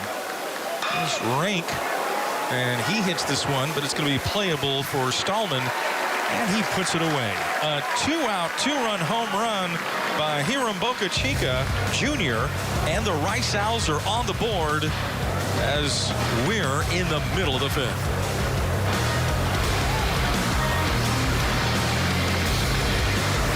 Sports Talk 790 AM. Home of your Rockets. What a comeback! Astros. That ball is gone. And Houston's best first take. The Sean Salisbury Show. Middays. The Matt Thomas Show with Ross keeps you locked on local. Love our sports teams. We have passion. And the best afternoon team talking your teams. Hey, it's Adam Clanton. This is Adam Wexler. The A-Team. Houston's Sports Talk 790. I'm a Houstonian through and through. You're invited. The Rooms to Go anniversary sale starts Saturday. So get ready to save big on beautiful furniture with interest-free financing until January 2030. Yes, 2030. Shop amazing styles, incredible room packages, all at great anniversary sale prices, plus special bonus buys. That's right, great sale prices and interest-free financing until January 2030. You get both. Come on, the Rooms to Go anniversary sale starts Saturday. Vacationing is an art, and the Palm Beaches are your canvas. Stroll along sun-soaked beaches. Unwind at boutique resorts. Explore hidden and not so hidden gems. Here you'll discover a lifestyle that's nothing short of a masterpiece. Curate your perfect collection of experiences in the Palm Beaches.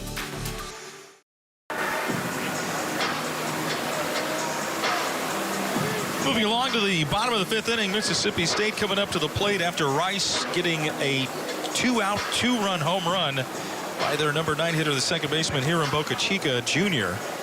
And now it is Mississippi State just up by a run as Gary Fry, leadoff man, comes up to the plate against Davion Hickson, starting pitcher for Rice.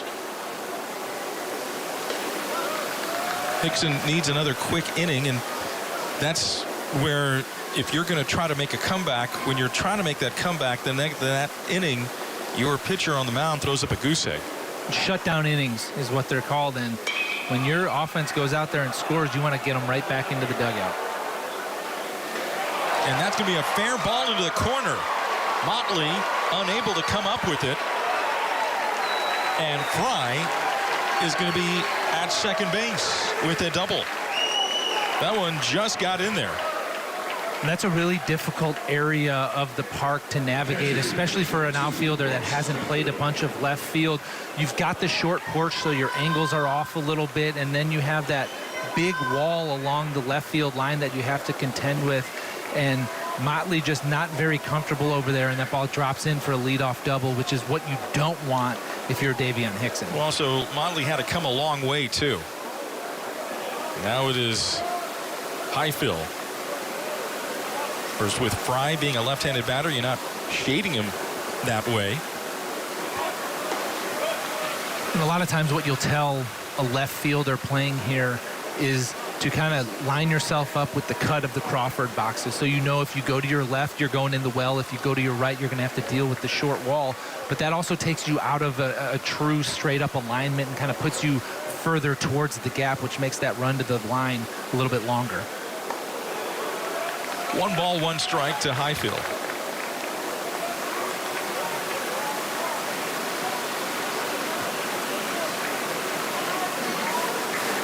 Fry with the leadoff double. He's at second. That is the 3rd hit for Mississippi State.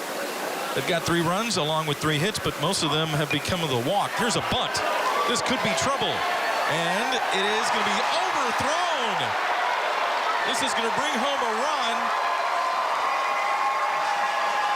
Putting pressure on the defense, and Mississippi State pushes their lead to 2. It's a really well-executed bunt by Ross Highfield right there. Gets it down on the ground early over to that third base side, and Davion Hickson makes the play but rushes the throw a little bit. You see him just kind of come up out of that crouch and throw, and the ball sails on him. That's why you bunt. Not only are you trying to move the runner, but you're forcing the defense to have to make a play. And Rice just didn't do it. So a double And Fry now is coming home with Highfill at second base with Ace Reese at the plate.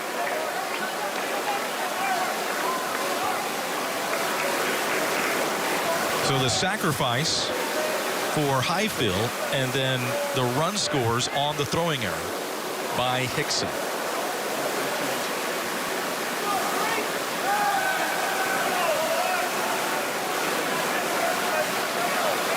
You put pressure on the defense, and guys can't make plays sometimes. There's Garrett Stratton that is warming up. There's the right-hander. Right to the first baseman, Carlson. He'll take it to the bag himself. And move Highfill over to third base. And that's a productive at-bat right there for Ace Reese. He doesn't get the base hit, but he does get the runner over to third with less than two. And that's what you want to do as a lefty in those situations. Put a good hard swing on it, get some hard contact, but also have the fallback of if it doesn't go through, you hit it to the right side, you get the runner to third base. Now it's Sullivan.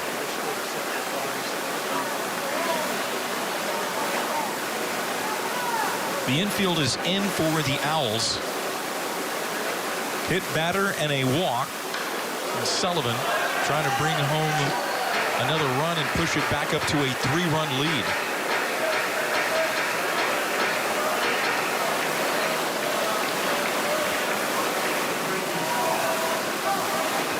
So the infield, as I mentioned, in. They're ready for a play at the plate with Highfill at third base. In for a strike to Sullivan. And Hickson's now up around 90 pitches, so you're just emptying the tank with every hitter. You want to, in this situation with the runner on third base, you're looking for swings and misses. You're giving them your best stuff on every pitch. Tries to go up and away. Maybe see if Sullivan will chase.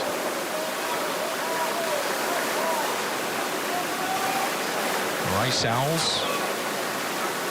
Great classic uniforms with the pinstripes, the sleeveless jerseys. The old English R. He got him. Got him to expand that strike zone. When you're going to go up, that's where you want to go up, is over the heart of the plate. If you go up and away, that's a little bit of an easier pitch to lay off for a hitter, but you show that pitch over the heart of the plate. Hitters with 2 strikes, they get a little bit jumpy. So 2 away, and as I mentioned, the runner at third, Highfill. And Mississippi State has done a good job with runners in scoring position. They are 2 for 3 with runners in scoring position. As Chris Lemonis had talked about how they really wanted to improve on that going forward this season. As Chris Stallman takes a strike. It's been a much different story today from what they've seen from this offense. They had been racking up high hit totals, but not getting those hits with runners in scoring position. Today, not a ton of hits, but they've made the most of them. A year ago, Hickson led the Owls in saves, was second with appearances, 27.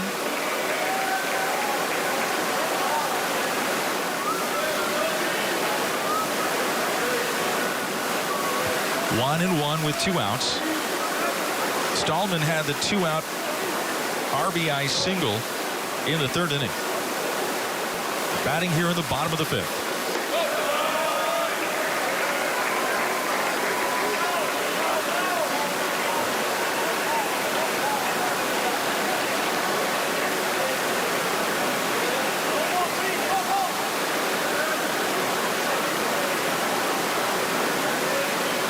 Well, we see it.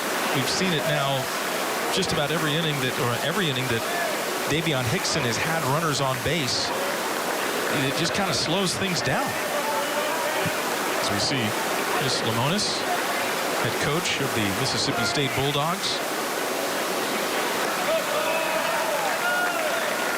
Hickson's gotten very deliberate throughout the game with runners on base and particularly with runners in scoring position. And right now he's also dealing with a little bit of fatigue. We've seen a couple of fastballs miss high and on the arm side here in this at bat. He's at 96 pitches. You got to feel like he's running out of gas a little bit.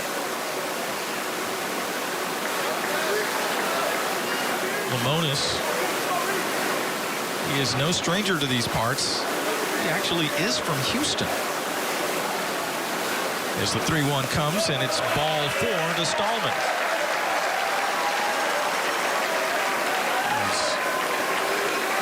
Chris Lamonis played his high school ball at Baytown Sterling and grew up a big fan of Phi Slama Jama.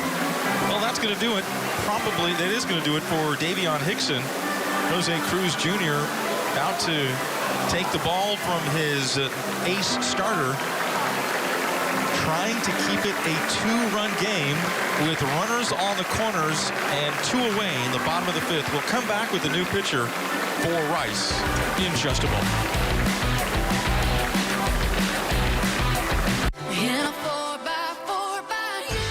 In Texas, we don't just drive trucks, we drive legends.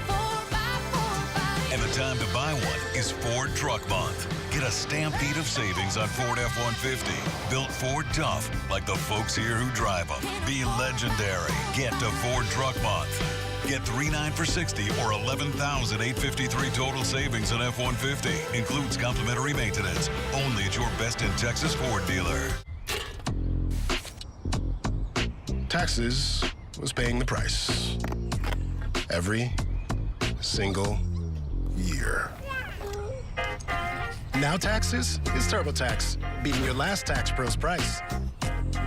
Switch to a TurboTax expert now. We'll beat your last tax pro's price and get you the most money back, guaranteed. Now this is taxes. Intuit TurboTax. It's go time for the amazing Rooms to Go anniversary sale starting this Saturday. Big on style and savings with 0% interest-free financing now until January 2030. Get super low monthly payments on living rooms, bedrooms, dining rooms, kids, and patio with no interest until January 2030. More time, more savings at the Rooms to Go anniversary sale starting Saturday. Junior Garrett Stratton comes on the mound for the Rice Owls. He inherits runners on the corners. As you see Stratton's numbers in the early part of the season. Mississippi State up by 2. They're looking to build upon that lead and push it back up to 3. That's where they were before Rice hit a 2-run home run in the top half of this inning. 1 run already coming home on a throwing error. Davion Hickson out of the ball game. And now it is Garrett Stratton. Let's get back to Chris Lamonis. That he took over in 2019 and immediately took this team to the World Series, the College World Series, and then the first coach in the Story program's history to win a national championship in 2021.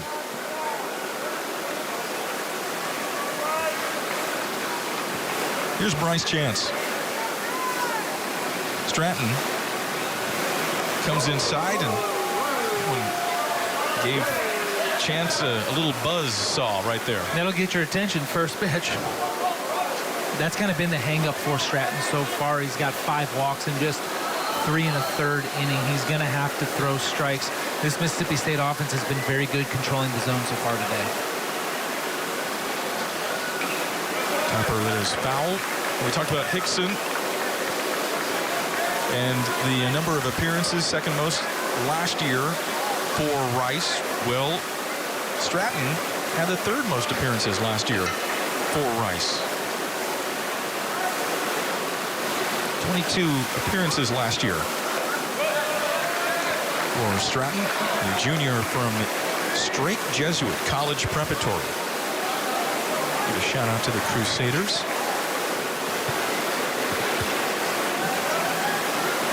Chance 0 for 2. 2 outs. Now it's 2-2. Highfield, the runner at 3rd, and the runner at 1st is Stallman.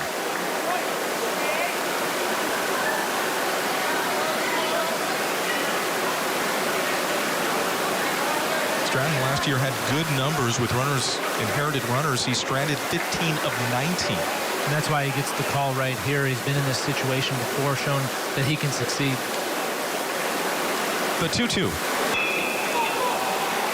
And Rank will go the long way. Low throw. Good scoop by Carlson. Well, they always say infield is not worth a dime unless you've got $1 million first baseman. Showed it right there. Mississippi State adding a run. And we go to the 6th. Rice down by 2.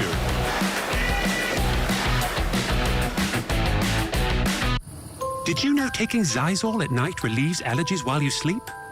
So you wake refreshed for a more productive day. Get 24-hour continuous relief that does not fade. Be wise all, take Zysol at night. I just want to improve in like all aspects of my game, my shooting, my handling, being a leader, finishing, just everything. Anything that leads to winning. Really everything in my game this year, just learning as much as I can. Coming in as a rookie, just learning from the vets, learning from everyone on the team, and just trying to figure out as much as I can. Something I'm looking to improve on, winning. I want the winning to go up. Self-love made me a better dad because I realized my worth. Wrap away, you gotta pray for yourself as well as for everybody else, but never forget yourself. The word father means a lot to me. When I give my love to my children as a father, I can see it. That's the benefit of being a father is seeing those smiling faces. Catch Rockets All Access, your backstage pass to the team all season long. Rockets All Access. New episodes every Thursday on Space City Home Network. The Astros take on the Yanks tomorrow at 11:30 on Space City Home Network. Back at Daikin Park on this Friday, now past noon. And the Rice Owls coming up to bat at the top of the 6th, trailing by 2. And it's going to be Motley to lead it off. Tobias Motley, the left fielder.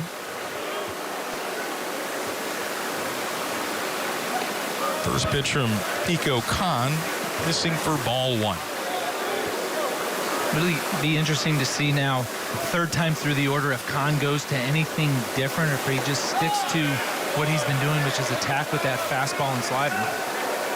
Motley got a hit past the first baseman Fry, right down the right field line, his last time up. Cup fumbles and safe.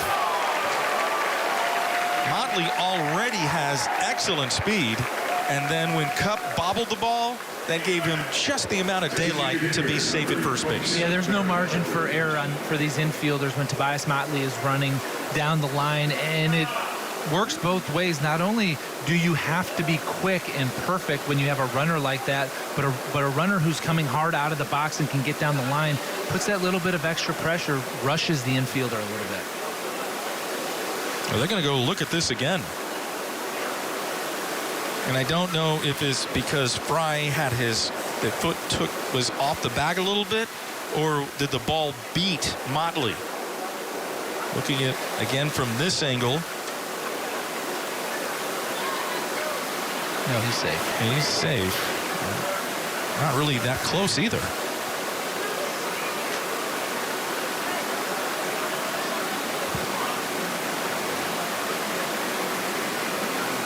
Well, Motley, that's going to be 2 hits for Motley if it does stand, and I would imagine it would. Maybe we can get another look at that again. Cliff Fagan with the headset on, third base umpire. Take one more look at this again. Well, that's Davion Hickson.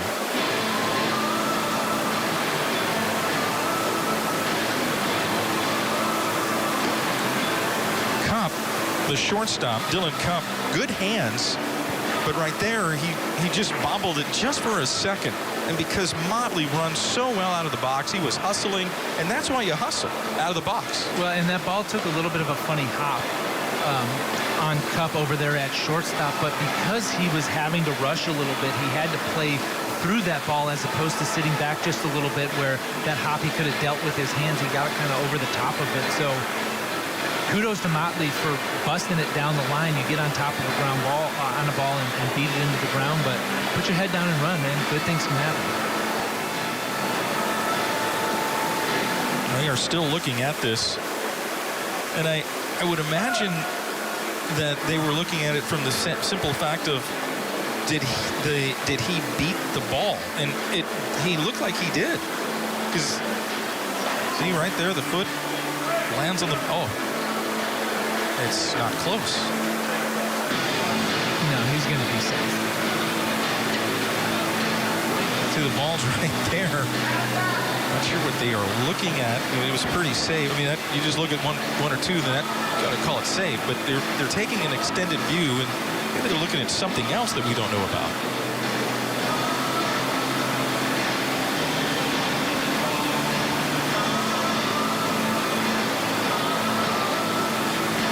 I can't imagine what it would be unless they're looking at Motley running outside of the baseline potentially. But it looked like he ran straight. So Clint Fagan is going to say safe. Yep. So my concern for Mississippi State here is not only do you not get that call overturned, but Pico Khan, who's been rolling, is now standing around for quite a while. You got to worry about disrupting your pitcher a little bit. Well, they're going to call an error on Dylan Cupp. So E6, Motley over at first, and good point.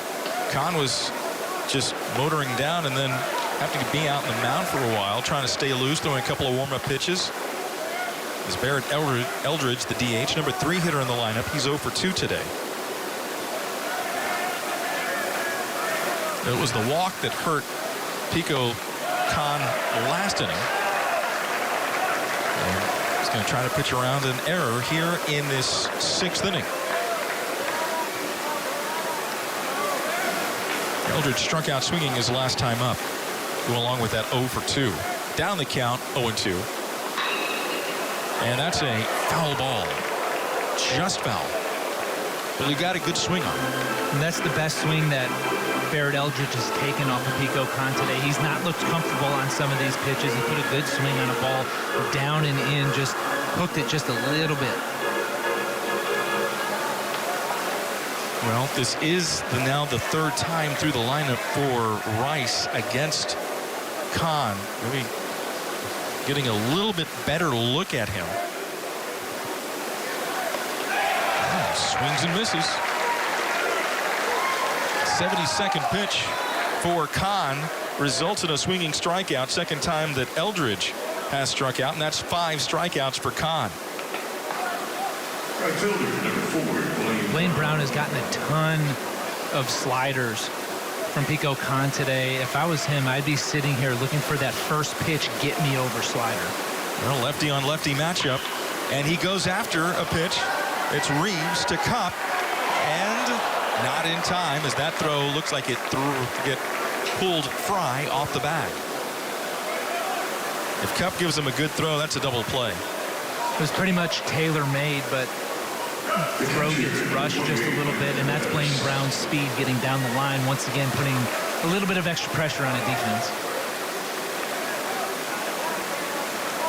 Motley, and the throw is just a little wide of the bag. You've got to take advantage of opportunities. We saw the first walk of the season for Pico Khan last year, immediately followed up by a 2-run homer. You've gotten some misplays by the defense this inning. You've got to get the big swing to cash it in. So here's West with Khan going over to first base. Now it seems like it seems like Khan is taking his time a little bit now. We saw that with Hickson, Davion Hickson, quite a bit. West hitting this one high in the air, but it looks like it's going to stay in the ballpark. And unable to make the play, though, is Chance as it gets away, and Rice is going to get another run, and West will get an RBI triple. Brown, that speed made it possible for that inning to stay alive. Well, and that's why, as a pitcher, you don't want to take your focus away from what's going on at home plate. Pico Khan got a little bit concerned with Brown over there at first base, leaves the pitch up in the zone. It's a really nice swing by Landon West, and some sneaky pop there. That ball just kept going and going, ends up against the wall out by the 399 sign, and once that ball hit the wall, there was no way that Blaine Brown wasn't scoring. Well, Landon West getting his first triple of the season, his 4th RBI.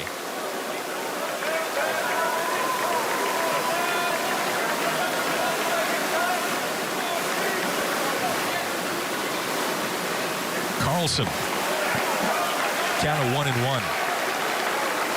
We've talked about this several times, about playing in a ballpark like this.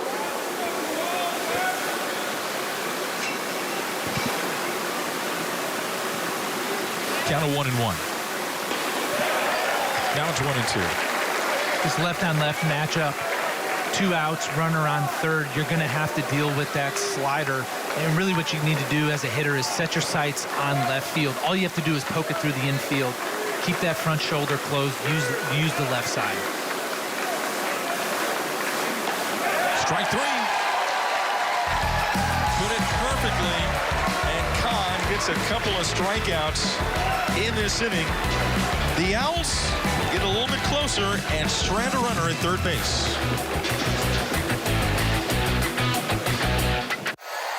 There's never been a better time to become a season ticket holder for the Houston Astros.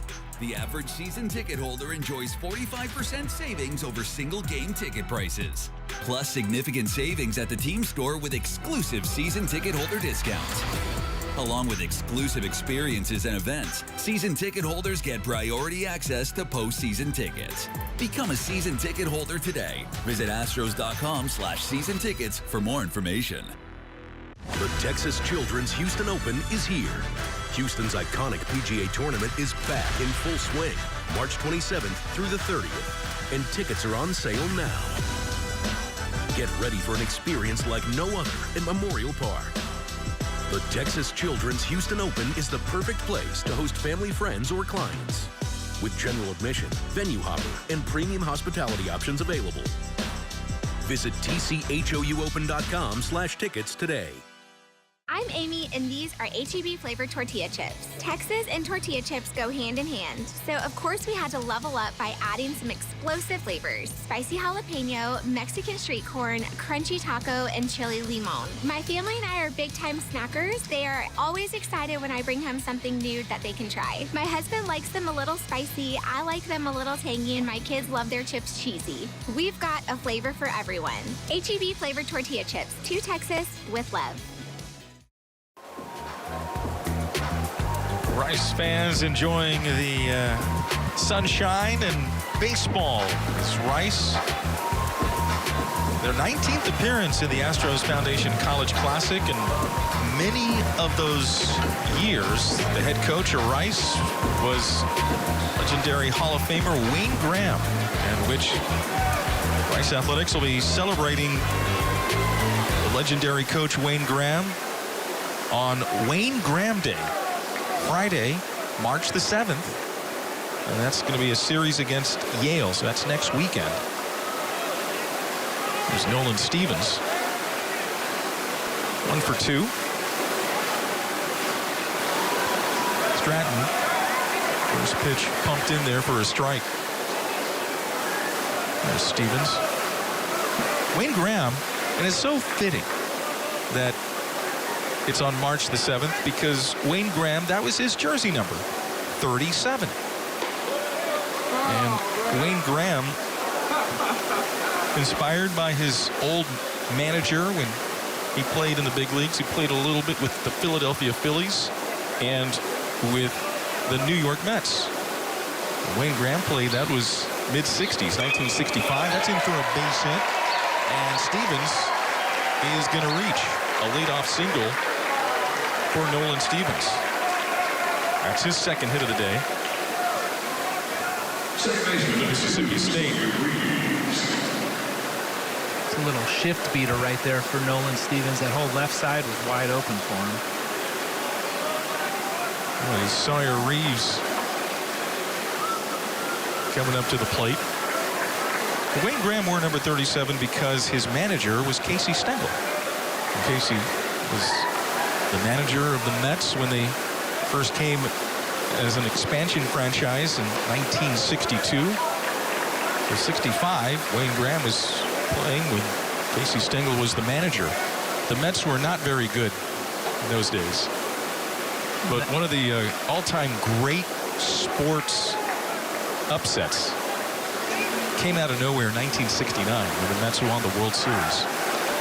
Defeated the heavily favored Baltimore Orioles. It's always the joke. Man landed on the moon, and the Mets won the World Series in 1969. Which was less likely to happen. Casey Stengel was Wayne Graham's manager, though.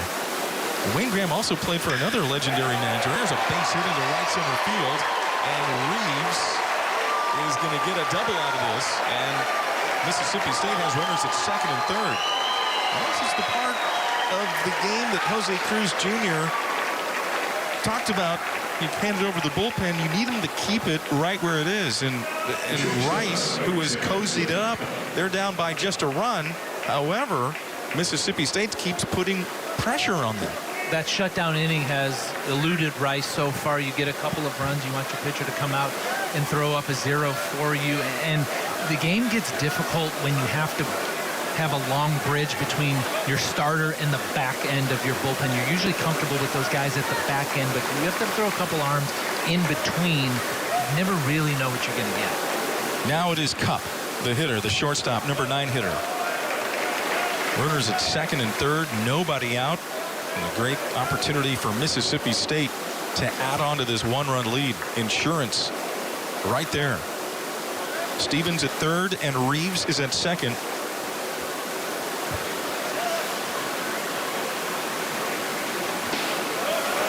We talked about Mississippi State and hitting with runners in scoring position, and a lot of hitting with runners in scoring position has to do with your approach, understanding what will result in a successful at-bat. And right here with the middle of this infield played back, all you need is a ground ball in the middle of the infield. No use in trying to get big and lift something. Just hit something in the middle of the field. That's in for a strike.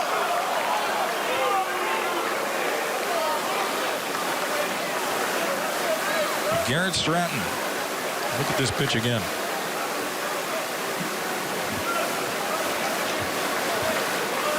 It's a slider that never slid. The 2-1. Oh, just foul. He just went out there and reached it. Well, and that's what happens when you get some calls that you don't really agree with. You start wondering, where is the strike zone? And if you don't have a good feel for where that strike zone starts and stops, you're hitting with runners in scoring position. I'm going to take my chances swinging the bat, and that's what Dylan Cup did right there. Also, as a hitter, when you're getting calls like that, it expands the strike zone. Well, absolutely. You've got to protect anything close. Even if you're pretty sure that it's a ball, you're not going to leave it up to anybody. And he got him. Completing the strikeout. That's a big strikeout for Rice. Well, that's huge because now you get some options. Now you can pitch pretty carefully here to Garrick Fry with the top of the order coming up, because even if you walk him, you still set up a double play that could get you out of the inning. So it allows you to be a little bit pickier here in trying to attack this at bat. Well, Stratton definitely has plus stuff. Can get it up to 96. Ball hit up the middle and into center field. And this is going to bring home 2 runs. And Mississippi State extends their lead now to 6-3. And that is the exact approach that you're looking for out of a hitter in that situation. Garrick Fry gets a changeup. That's not a bad pitch. It's out over the plate a little bit, but it's down. and he doesn't try to lift it. He doesn't roll over it to the right side. He just stays on that pitch, barrels it up the middle. With the infield back, it's going to score you at least one run. It gets through like that, it scores you two. And Garrick Fry driving in Stevens and Reeves. And activity in the bullpen for the Rice Owls. Highfield, the catcher. And this is why Chris Lemonis wasn't all that concerned with his team's ability to eventually hit with runners in scoring position, because he said he liked the approach. He liked how the at-bats were being handled. They just weren't getting the results. Felt like it was just a matter of time before those hits with runners in scoring position came. Off the plate, those right-handers, Jack Ben-Sochan and Von Baker, two seniors, loosening in the bullpen for Rice. You get a big strikeout, and then you allow a base hit by Fry up the middle. Runner was going on the pitch, and he's going to have to scamper back, as that is Zito making the play behind the bag at second. Third baseman, number 3, Ace Reese.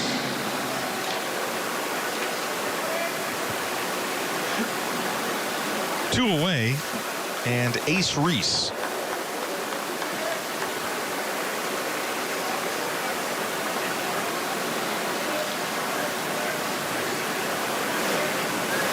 You know, Rice and Mississippi State both have one national championship.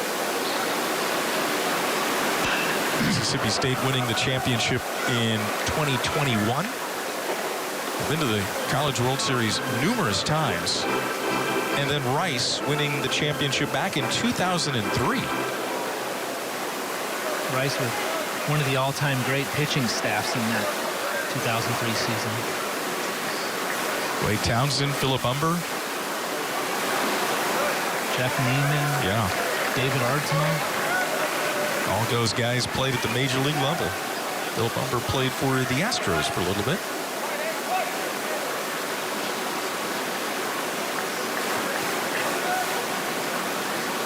Reese 0 for 2 with a walk and a run scored. They're a third baseman.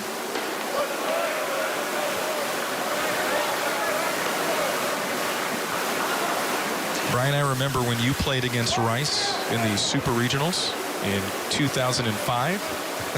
20 years ago. Churchill Stadium. New Orleans in June. Yeah. It was a warm one. 1-2. That was 20 years ago. And, you know, the Rice Owls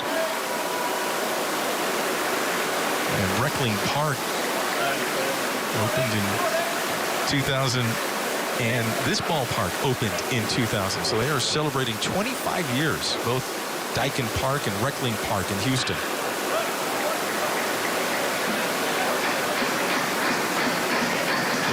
Before that, they had old Cameron Field with Rice.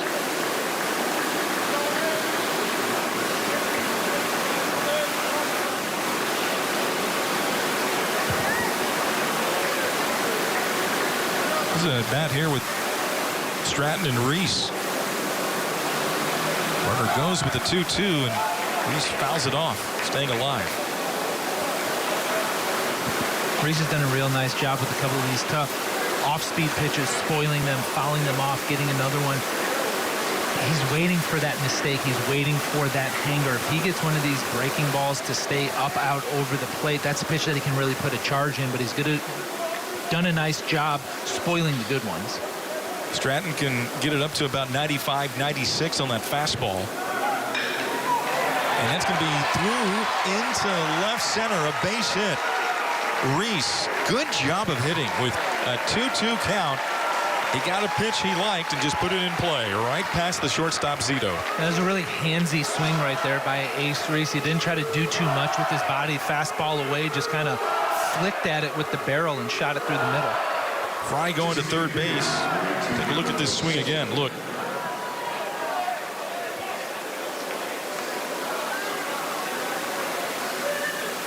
So That's now 8 hits for Mississippi State.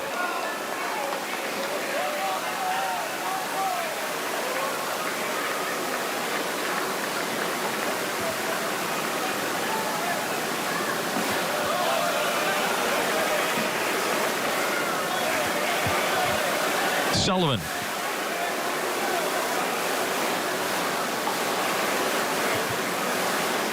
Sullivan struck out his last time. Davion Hickson, the starter. Now it is Stratton, the reliever for Rice.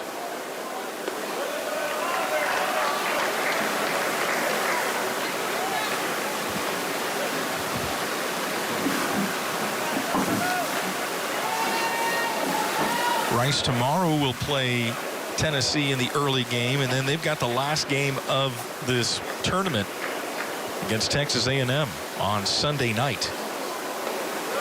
Inner half of the plate, that's in for a strike. Good tight slider. 82 on the gun.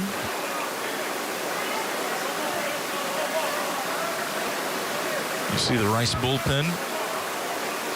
I would imagine Stratton, not many hitters left in his day. 3-1.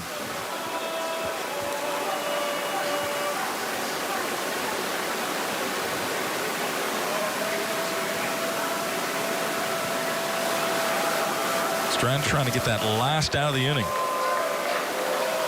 With runners on the corners for Mississippi State. Full count.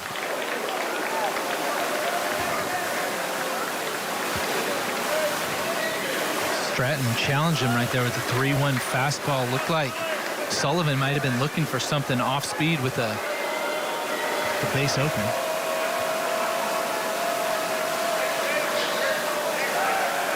There's a toss over to first base. Well, I would imagine that Chris Lemonis has got to be pleased with how the offense is done with runners in scoring position today.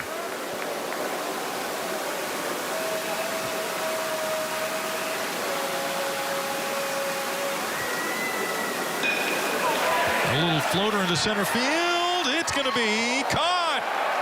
Duffield making the play.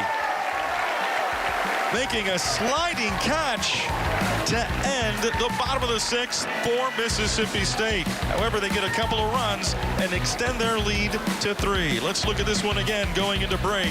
How about Tyler Duffield? Great catch.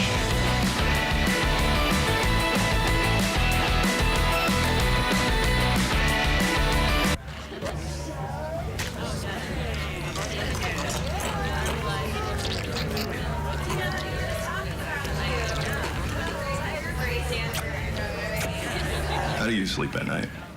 On a mattress from Mattress Firm. So I sleep.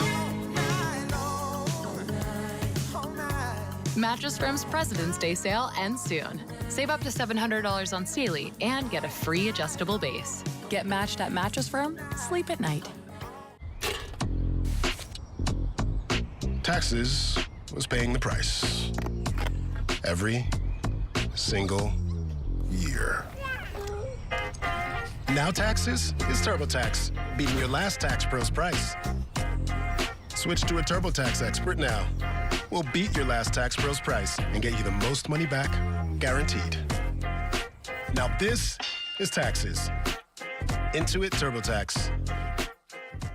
When Emerson asked me to tell the story of their Black Barrel whiskey, they left out the bit where I can't actually tell it. Its secrets aren't even written down, just stored in the minds of those who know. Maybe they select distinct batches. I can't tell you which. And expertly blend them to create smooth notes of toasted oak, caramel, and vanilla spice. I can't tell you how. Well, I can tell you this. It's the greatest whiskey I ever drank and the greatest story I never did tell.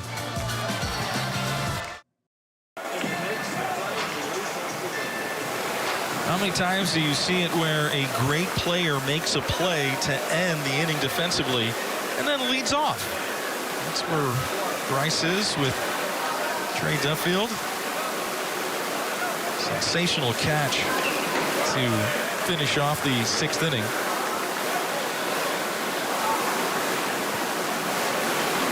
Duffield 0 for 2, a couple of strikeouts.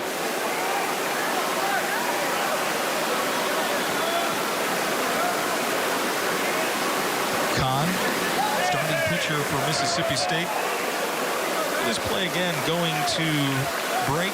We highlighted that play, but Trey Duffield robbing Noah Sullivan of a hit. Really athletic play there by Duffield. That's the thing that Jose Cruz Jr. as a head coach has really talked about, is the ability to play defense. These guys can go play defense. And that'll keep you in a lot of ball games. Good pitching, good defense. You hang around games long enough, you get a couple of big swings and you're right in it. There's some activity in the bullpen for Mississippi State. See right-hander Chase Hungate. Hungate get that sidearm delivery a little bit, 3/4.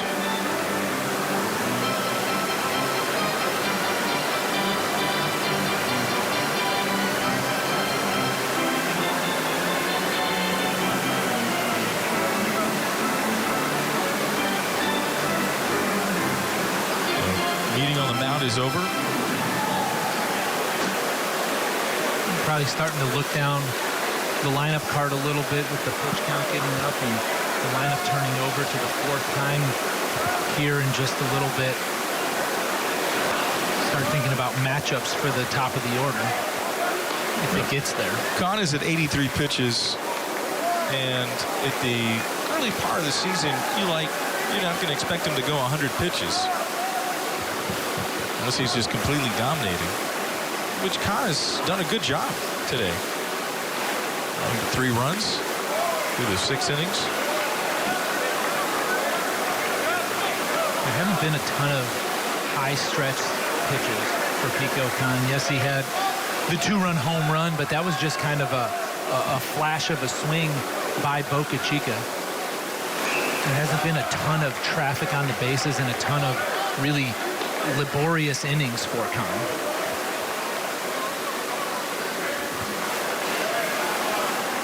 Mentioned the Owls in their 19th tournament here for the Astros Foundation College Classic. They're one of the teams that started this tournament way back in 2001. And they won their first game of the College Classic. How about Jesse Roman hitting a walk-off home run in the 10th inning, beating Baylor? And I was looking this up. The tournament first game was February 1st, 2001. February 1st. You remember those days when college baseball started at the end of January, early February? I can imagine what it was like in this stadium on February 1st. It can get really cold in here when the roof is closed. Jesse Roman hit a solo home run. Rice went on to win all 3 games in that tournament, the inaugural tournament in 2001. What an advantage, though, back then for the teams that were down south in the warmer weather with the season starting that early that they had over the teams coming down from up north.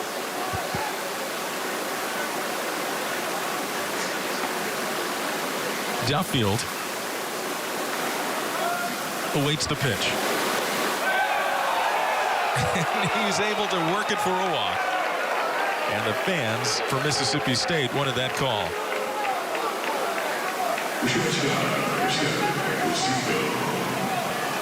Let's see how close this one missed. Brian Bogusevic, home plate umpire. It's close. It is. But I think it's the right call. It's just a good at-bat by Duffield. He fought off a couple pitches, took a couple pitches that were close. Really one of the first at-bats where a hitter has really hung in there with Pico Kahn and fought off some tough stuff. So Zito 0 for 1.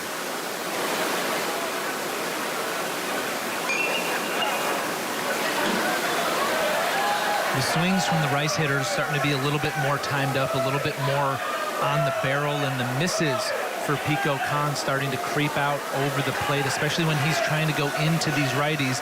The ball's starting to stay out over the plate just a little bit. Mississippi State, they've led by three runs twice today. had a 3-0 lead and now a 6-3 lead. But every time that Mississippi State has had that 3-run lead or a lead, Rice has tried to answer. Got it as close as a run. It was 4-3 before the 2-run single last half inning. A lot of that has come in this bottom third of the order. The home run by Boca Chica last time through, and now a leadoff runner on here to start the 7th inning. You know, Duffield worked it for a walk, and that's just the second walk that Kahn has had all season long. Driven into left center field, and it's going to be caught by Stallman. Ball was well struck. Retreating back to first base is Duffield. You know, that was a good swing. For Boca Chica's home run back in the 5th inning with 2 outs, and that one just cleared the Crawford boxes, and he goes into his home run trot. If you ever hear a hitting coach talk about reacting to the pitch in, that's exactly what that was for Boca Chica. That pitch showed up and in. He just reacted, pulled his hands in, got the barrel to it. Well, Pico Kahn's day is done as he goes 6 1/3 innings, and he leaves with the lead.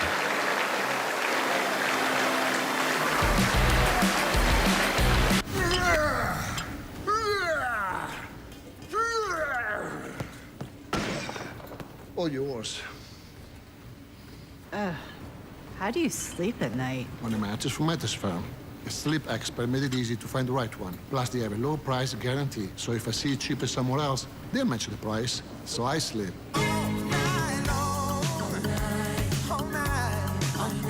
Get matched at Mattress Firm. Sleep at night. Taxes was paying the price. Every single year.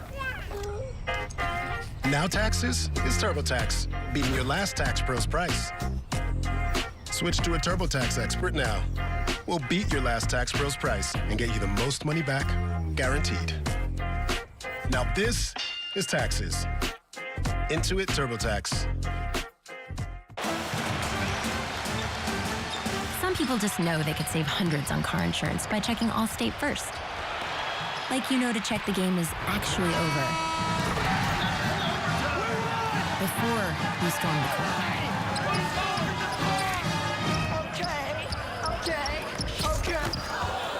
Yeah, checking first is smart. So check Allstate first for a quote that could save you hundreds. You're in good hands with Allstate.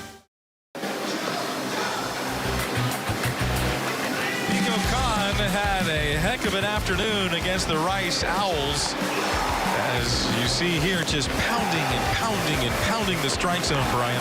Impressive stats coming into this game for Pico Kahn, and it was an impressive performance. He was as advertised. He filled up the zone with his fastball, had a good slider, showed a changeup, and you know the Rice hitters actually worked him pretty well for as good as he was throwing the baseball. But he's a frontline starter for a reason, and he showed it today. Chase Hungate will come into the ballgame now for the Mississippi State Bulldogs, and he'll face Hiram Boca Chica coming up to the plate, who hit that home run. Is not a lot of innings for Hungate, but he's been effective.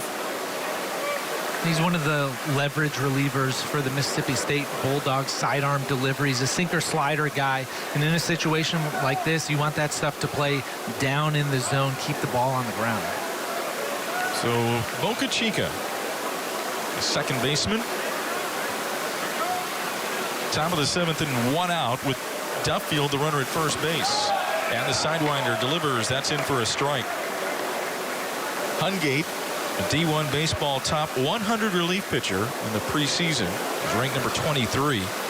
Also the preseason stopper to watch, according to D1 baseball in this year. That's going to be off of the glove of Fry, and Fry throwing to second base, and it's going to get away. And this is going to allow the runners to advance 90 feet. A bad throw by Fry, and that brings up the tying run to the plate for Rice. Kind of a strange play right there for Fry. He made a nice effort jumping for this ball, stopping it from getting down the line for a double, but he doesn't secure the catch, and there's nobody covering first base, but he compounds the issue by trying to make the desperation throw to second, and the ball ends up in left field. Well, Duffield now at third, Boca Chica at second, 1 out, and the top of the order for Rice is Trayton Rank, third baseman.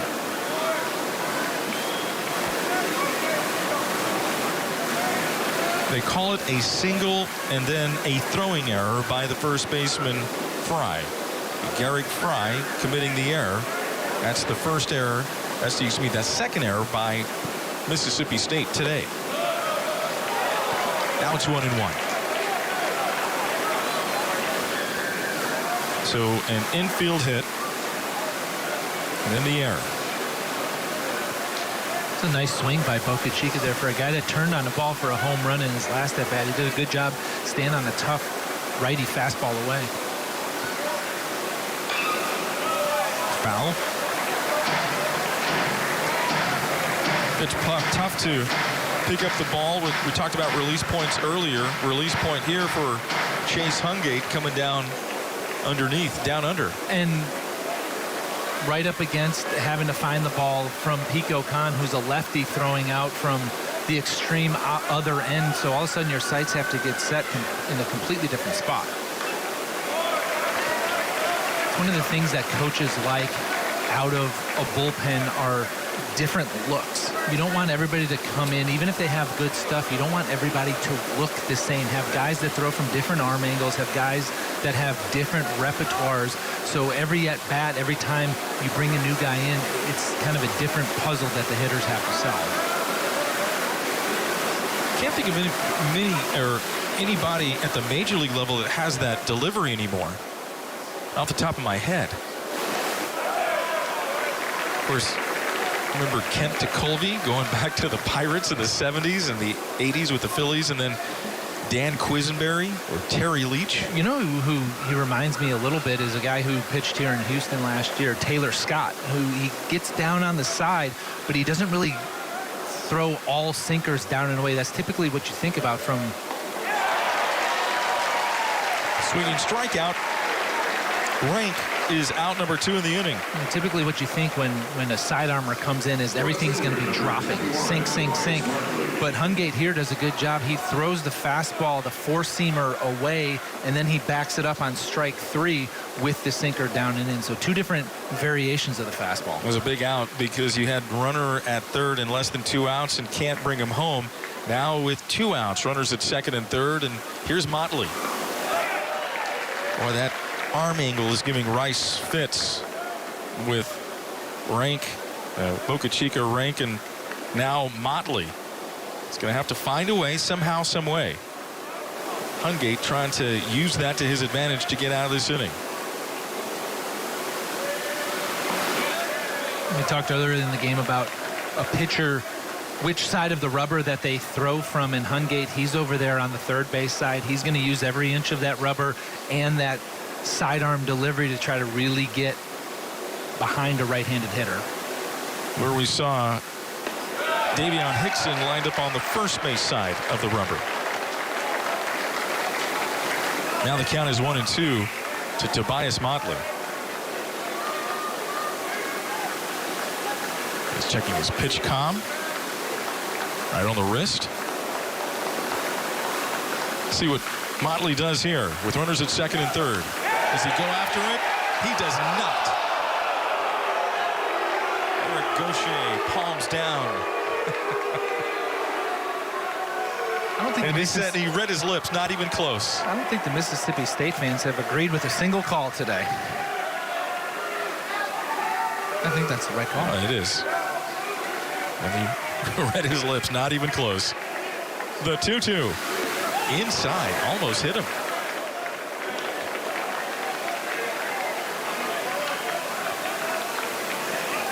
Motley has been on base twice. He's 1 for 3. Last time reached on an error by the shortstop, Cup. That was that close play at first base they went and reviewed.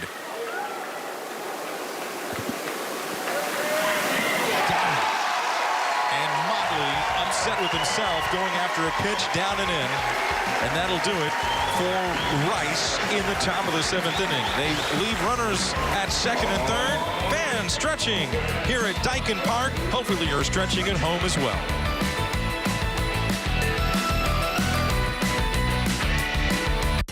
Whether you're a first-time do-it-yourselfer or you're third generation, Rock Auto has all the parts your car will ever need.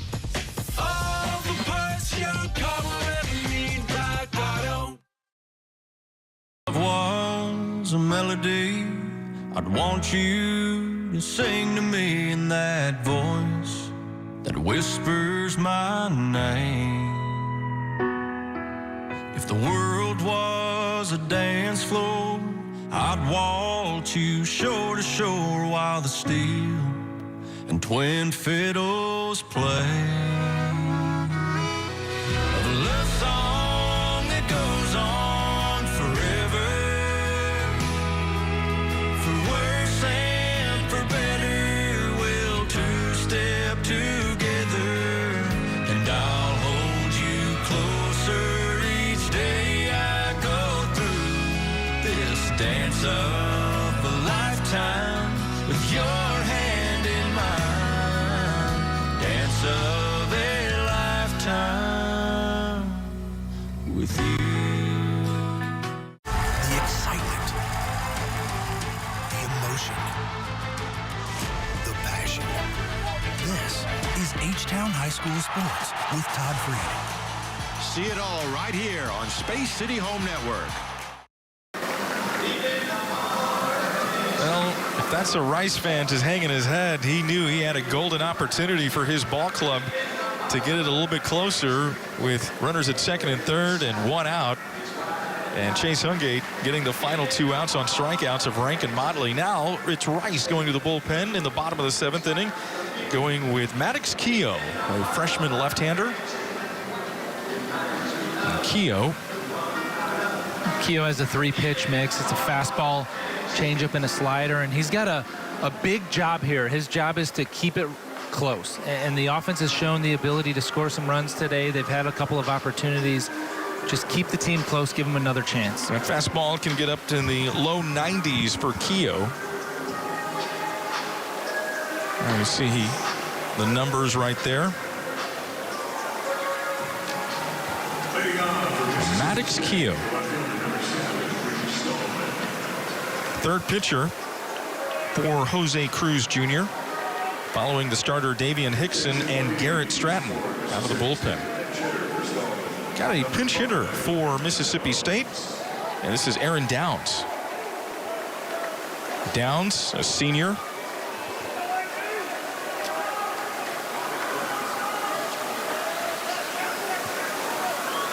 Downs is batting for Reed Stallman.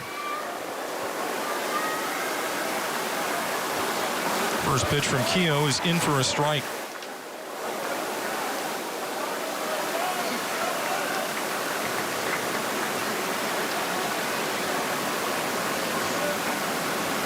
Downs and then Chance and Stevens are due up for Mississippi State.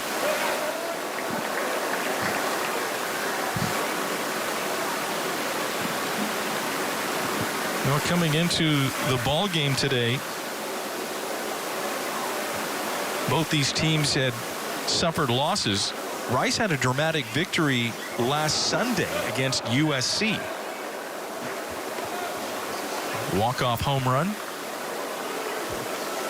They're only able to play 2 games. The Saturday game of that series was rained out.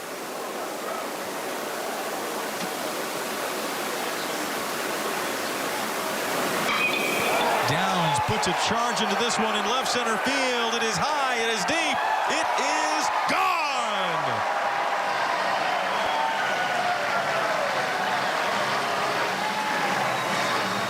Touch of all, Aaron Downs. It's a really well executed at bat by Downs coming off the bench. playing a little bit of matchup. You bring in the lefty pitcher. We're going to bring in our righty hitter. Downs gets himself in an advantageous count and gets a good pitch to hit and drove it way out to left center field.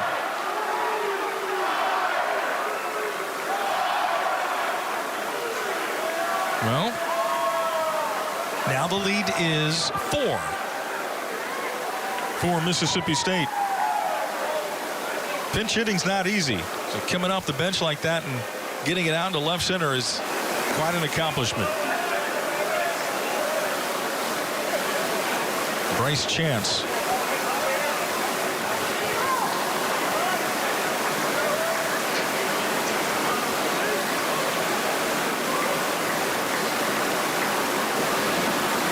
Strike, bottom part of the zone for pitcher Maddox Keough. Earlier this week, Chris Lemonis talked about one thing that he really liked about this offense was the depth, the amount of guys who are experienced and who can hurt you on this Mississippi State offense. And now you have that kind of coming to fruition today with Aaron Downs coming off the bench, putting a big swing on a ball.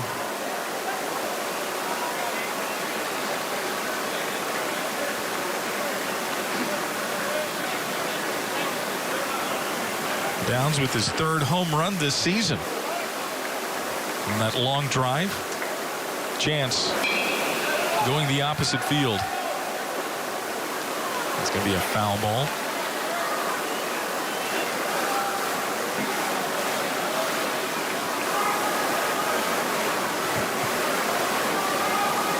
That's the first home run for Mississippi State. That's their 9th hit tonight.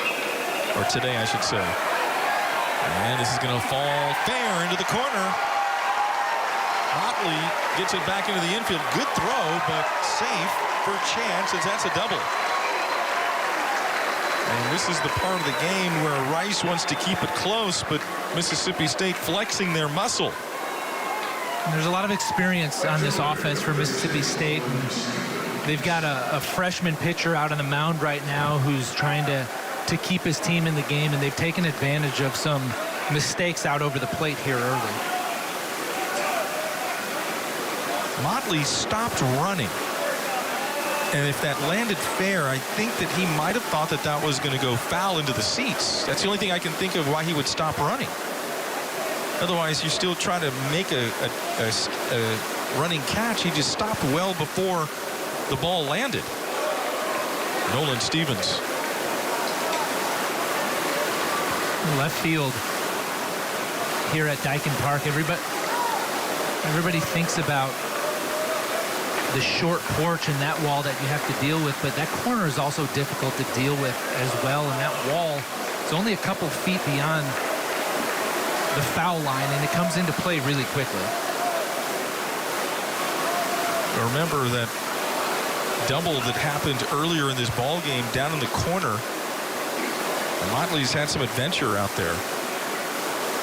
Well, that was also Jose Cruz Jr.'s message to Motley, trying to get him in the lineup, was we need you to be able to be a contributor defensively as well. We know the bat plays, but we can't have mistakes out there in the field. And Jose Cruz Jr. was very right. He said the stakes in the outfield are hard to hide, and they're usually big. Driving it deep to right field, and it's gone. Nolan Stevens. 2 home runs in this inning by Mississippi State. Home run number 2 on the year for Stevens, and that's his 3rd hit today. That's a hanging breaking ball. That's what, if you're a left-handed hitter facing a left-handed pitcher, you're looking for that breaking ball that starts right at your hip. That's the one that's going to stay over the plate, and Stevens recognizes that pitch early. You see a little bit of a pause as he waits on it, and then just puts a really, really clean swing on it. Jose Cruz Jr. will take the ball from Maddox Keough as 3 hitters faced, all 3 getting extra base hits, including 2 home runs.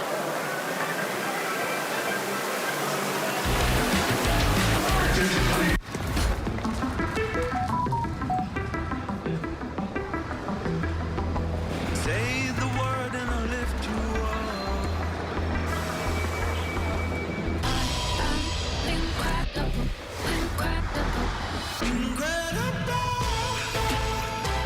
my next meeting to tomorrow at noon and text it to Jen.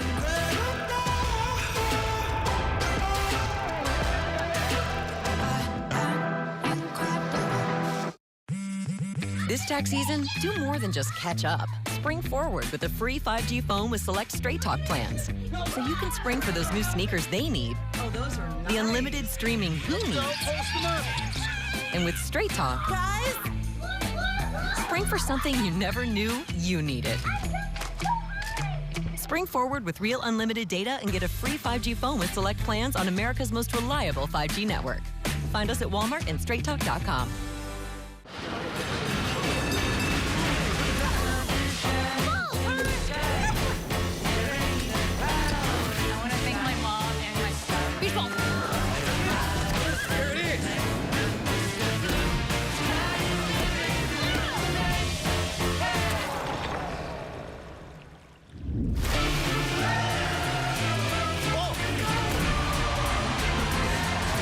Find your ultimate playground at visitcalifornia.com.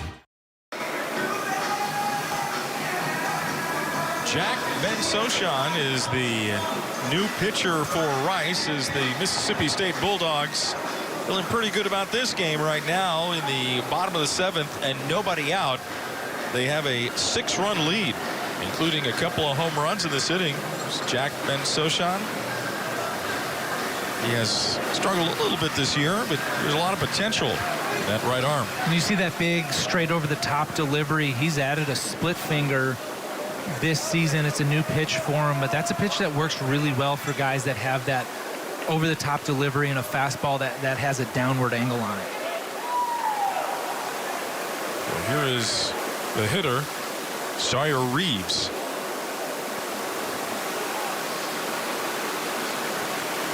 First pitch, bottom of the zone.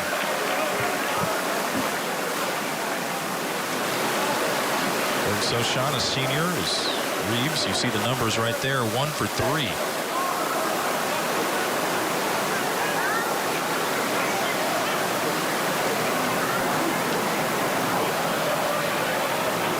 Count.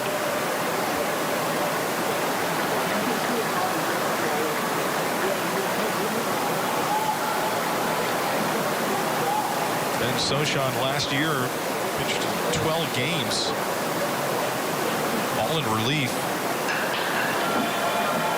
That's going to be through into center field, a base hit.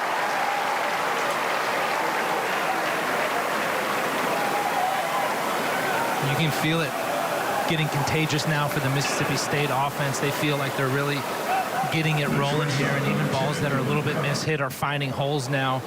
And for Rice, it's gone from let's keep it close to give the offense a chance to we need to find some outs and kind of keep ourselves in line for the rest of the weekend. That's what you said earlier about how baseball, the game today affects the game tomorrow and the game after that. Into left center field off the bat of Cup. That's in for a hit. The shortstop Cup is going to get himself a double. And they're going to wave the runner Reeves. The throw of the plate's never going to be in time. An RBI double for Dylan Cup. And Mississippi State, just like that, they're in double digits. Mississippi State starting to get really aggressive. It's a fastball up at the top of the zone. Cup does a good job getting on top of that pitch, drives it out to left center field. And, you know, Sawyer Reeves, he saw that off the bat, knew it was down. He got a great jump, put his head down coming around second, and that allowed him to be able to be sent and score the run. 4 runs in this inning. It went from 6-3 to now 10-3. And there's still nobody out with Fry, the hitter. Feels like Mississippi State's going to bat it around, and we're going to have to put something else on our scorecard into the 8th inning. The 7th inning is continuing. There is nobody out. Fry, he is 2 for 4. And he gets this one through the left side, a base hit.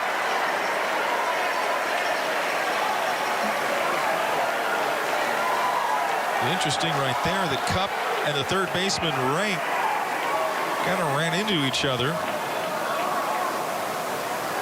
Oh, another hit. That's 6 straight hits for the Bulldogs.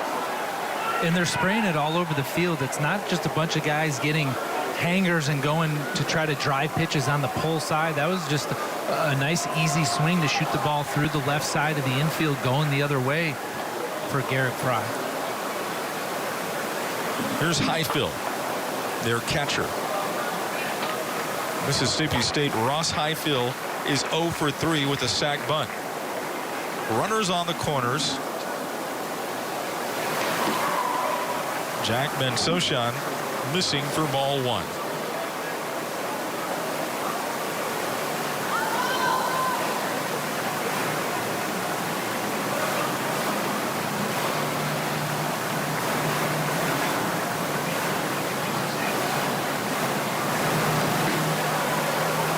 That one comes over. More activity in Rice's bullpen. Nolan Roycraft, a freshman left-hander, is starting to loosen. The 1-1. Now it's 1-2. It was a good breaking ball right there. Really the first time that Jack Bensoshan has gotten on top of that breaking ball. It's been a lot of kind of getting on the side of it and yanking it. He did a good job getting some depth on that pitch.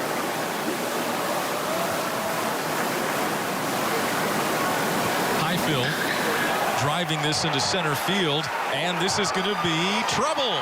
It goes to the wall, and this is going to bring home 2 runs for Mississippi State, making it 12-3 on the 2-run triple by the catcher Ross Highfield.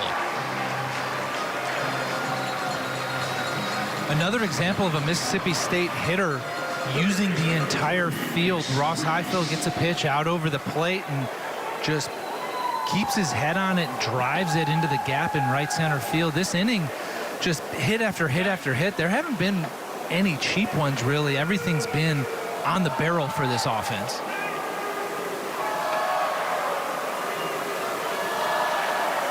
Two-run triple.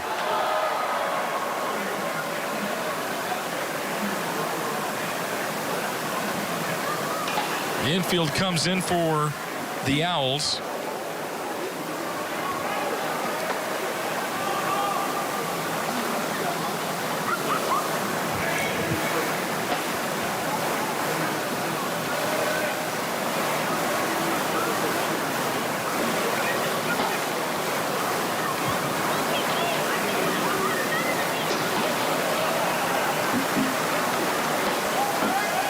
Reese.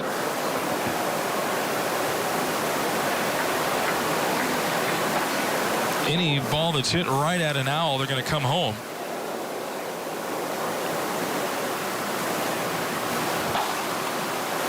Seven straight hits. There's still nobody out for Mississippi State in the bottom of the 7th inning. 6 runs.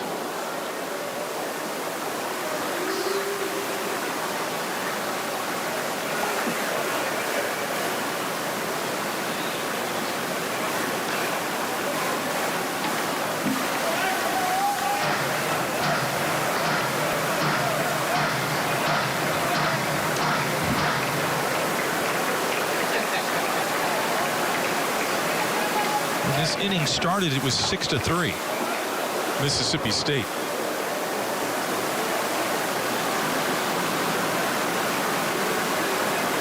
Bensoshan down the left field line, and it is gone.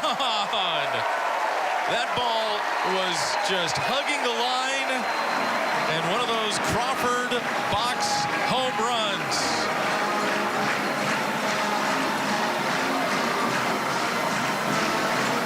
Impressive strength right there by Ace Reese. That's what's so enticing about him, is that he can miss-hit a ball like that and still end up in the left field stands. Well, that's going to do it. That's going to be the run rule. Ace Reese, his 3rd home run this season. And the Mississippi State Bulldogs win this one by a score of 14-3 as Rice's bullpen can't finish the job. They can't keep it close. 8 runs to end Mississippi State's rally, and they improve now to 7-2. Meanwhile, Rice drops to 2-6. Brian, it was a lot of fun. It's a great way to start this tournament. It's beautiful weather, some good baseball, and a whole lot more to be played this weekend. For Brian Bogusevic, I'm Gerald Sanchez. As the Mississippi State Bulldogs win in 7 innings by a score of 14-3. Thanks for joining us on Space City Home Network.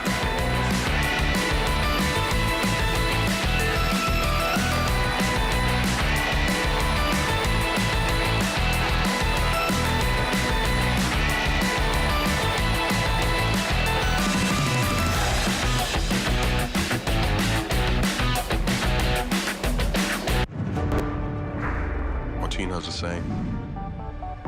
Sometimes you, sometimes me. This team, we have something special here. What always does. Get an Airbnb and go where hotels can't.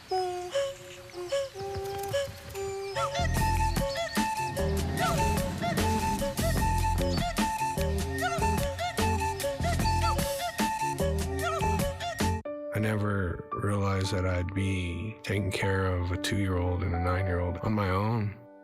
Sometimes as dads, I think we're too hard on ourselves. We get down on ourselves on not being able to, we're the providers, but we also have to learn to take care of ourselves. Self-love made me a better dad because I realized my worth. My daughter Isabella recently had a graduation into high school, and I got emotional because I saw pride in her eyes. I saw my daughter have her own self-love, and I saw the hard work of me being that dad 24/7 transferred to my teenage daughter. The word father means a lot to me. When I give my love to my children as a father, I can see it.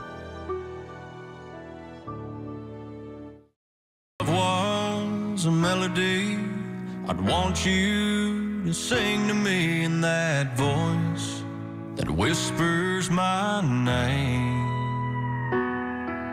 If the world was a dance floor, I'd waltz you shore to shore while the steel and twin fiddles play. A love song that goes on forever, for worse and for better, we'll two-step together, and I'll hold you closer each day I go through this dance of a lifetime with your hand in mine, dance of a lifetime with you. Get ready to go coast to coast, meeting the future stars of the sports world. We'll sit down with a top boys basketball recruit from Georgia who is already on campus at Kansas. We'll also hear from girls prospects in Washington, D.C., Texas, and New Jersey.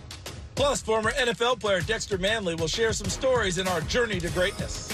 That's all coming up next on Sports Stars of Tomorrow.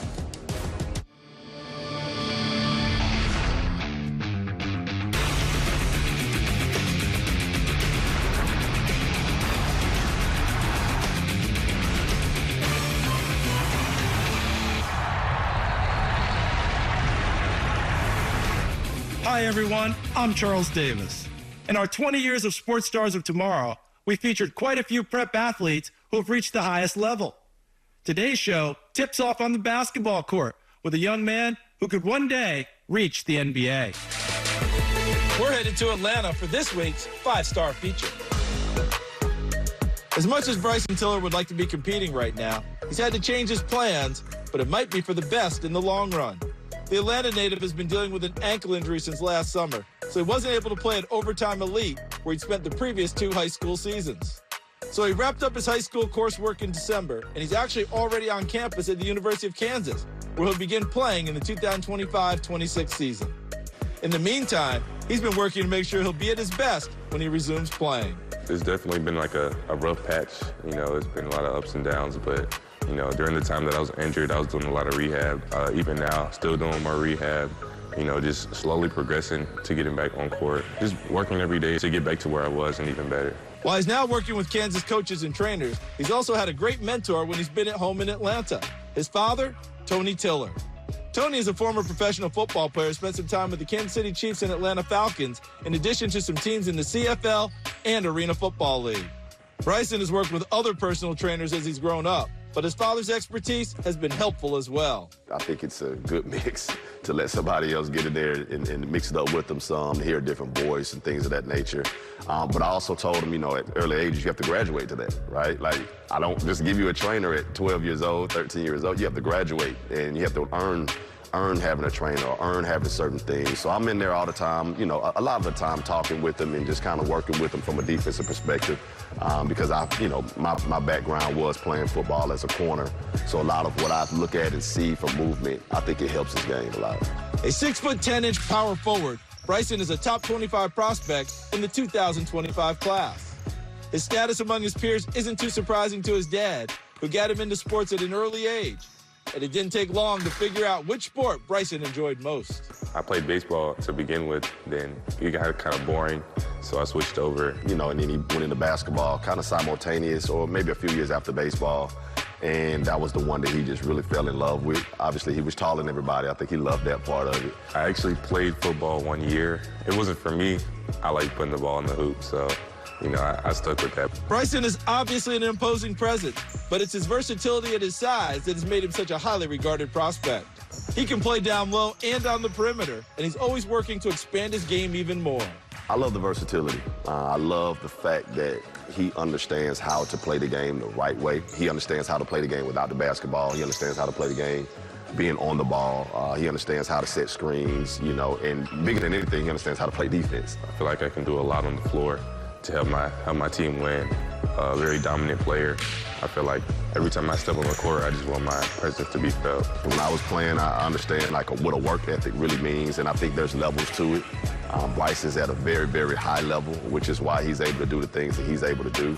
Now that his prep days are done, he's spending the semester getting used to the routine of being in the Kansas basketball program and expects to be ready to contribute from day one next season. I see myself fitting into Bill Self's system like seamlessly almost. I feel like a lot of what he does for guys at the 3-4 position will benefit me very well. You know, he lets their guys play pick and pop, pick and roll, playing the mid post, high post, just being able to make plays all over the court. I feel like me being a very versatile player, that will suit me very well. Even though he's away from home, he still feels his family's support as he seeks to be the next NBA player to emerge from the city of Atlanta. I say I'm very family-oriented. My family's very supportive. Having them show up at all my games and all that, it means a lot to me. The first thing is just keep the main thing the main thing. Like, that's the number one goal. Everybody says it, and, you know, things can get in the way. Our circle is extremely small, and he focuses on basketball. Bryson can go as far as he wants to go. As long as God grants him with health and strength, I think the future in the ceiling is unlimited. I feel like a lot of great players have come from Atlanta. You know, you got Anthony Edwards, former teammate of mine, Stephon Castle. Those are just a few of the guys more recent, but it's definitely coming up. It's been like successful for years, and I just hope to be the next great star that comes out of ATL. Sports always brings out big emotions, so for today's Playing Favorites, we asked the sports stars of tomorrow, what is the best feeling in your sport? My favorite feeling in basketball is dunking on someone. Dunking on someone. The best feeling in golf is, I don't know, just smashing a driver down the middle of the fairway. Best feeling in football outside of winning the game is probably throwing a touchdown. Like a deep pass for a touchdown is probably the best. The best feeling is definitely hitting a buzzer beater, yeah. I would definitely say winning. The best feeling in basketball is definitely winning. The best feeling is winning. Ain't nothing better than winning, honestly. We're going to take a timeout, but still to come. All-American basketball players in Washington, D.C. and New Jersey. That's next. Want more sports stars of tomorrow? Follow Sports Stars TV on your favorite social media platforms. And be sure to subscribe to our YouTube channel.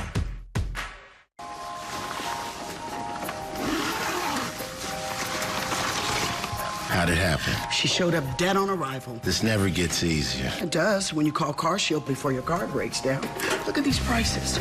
The camshaft, transmission, engine.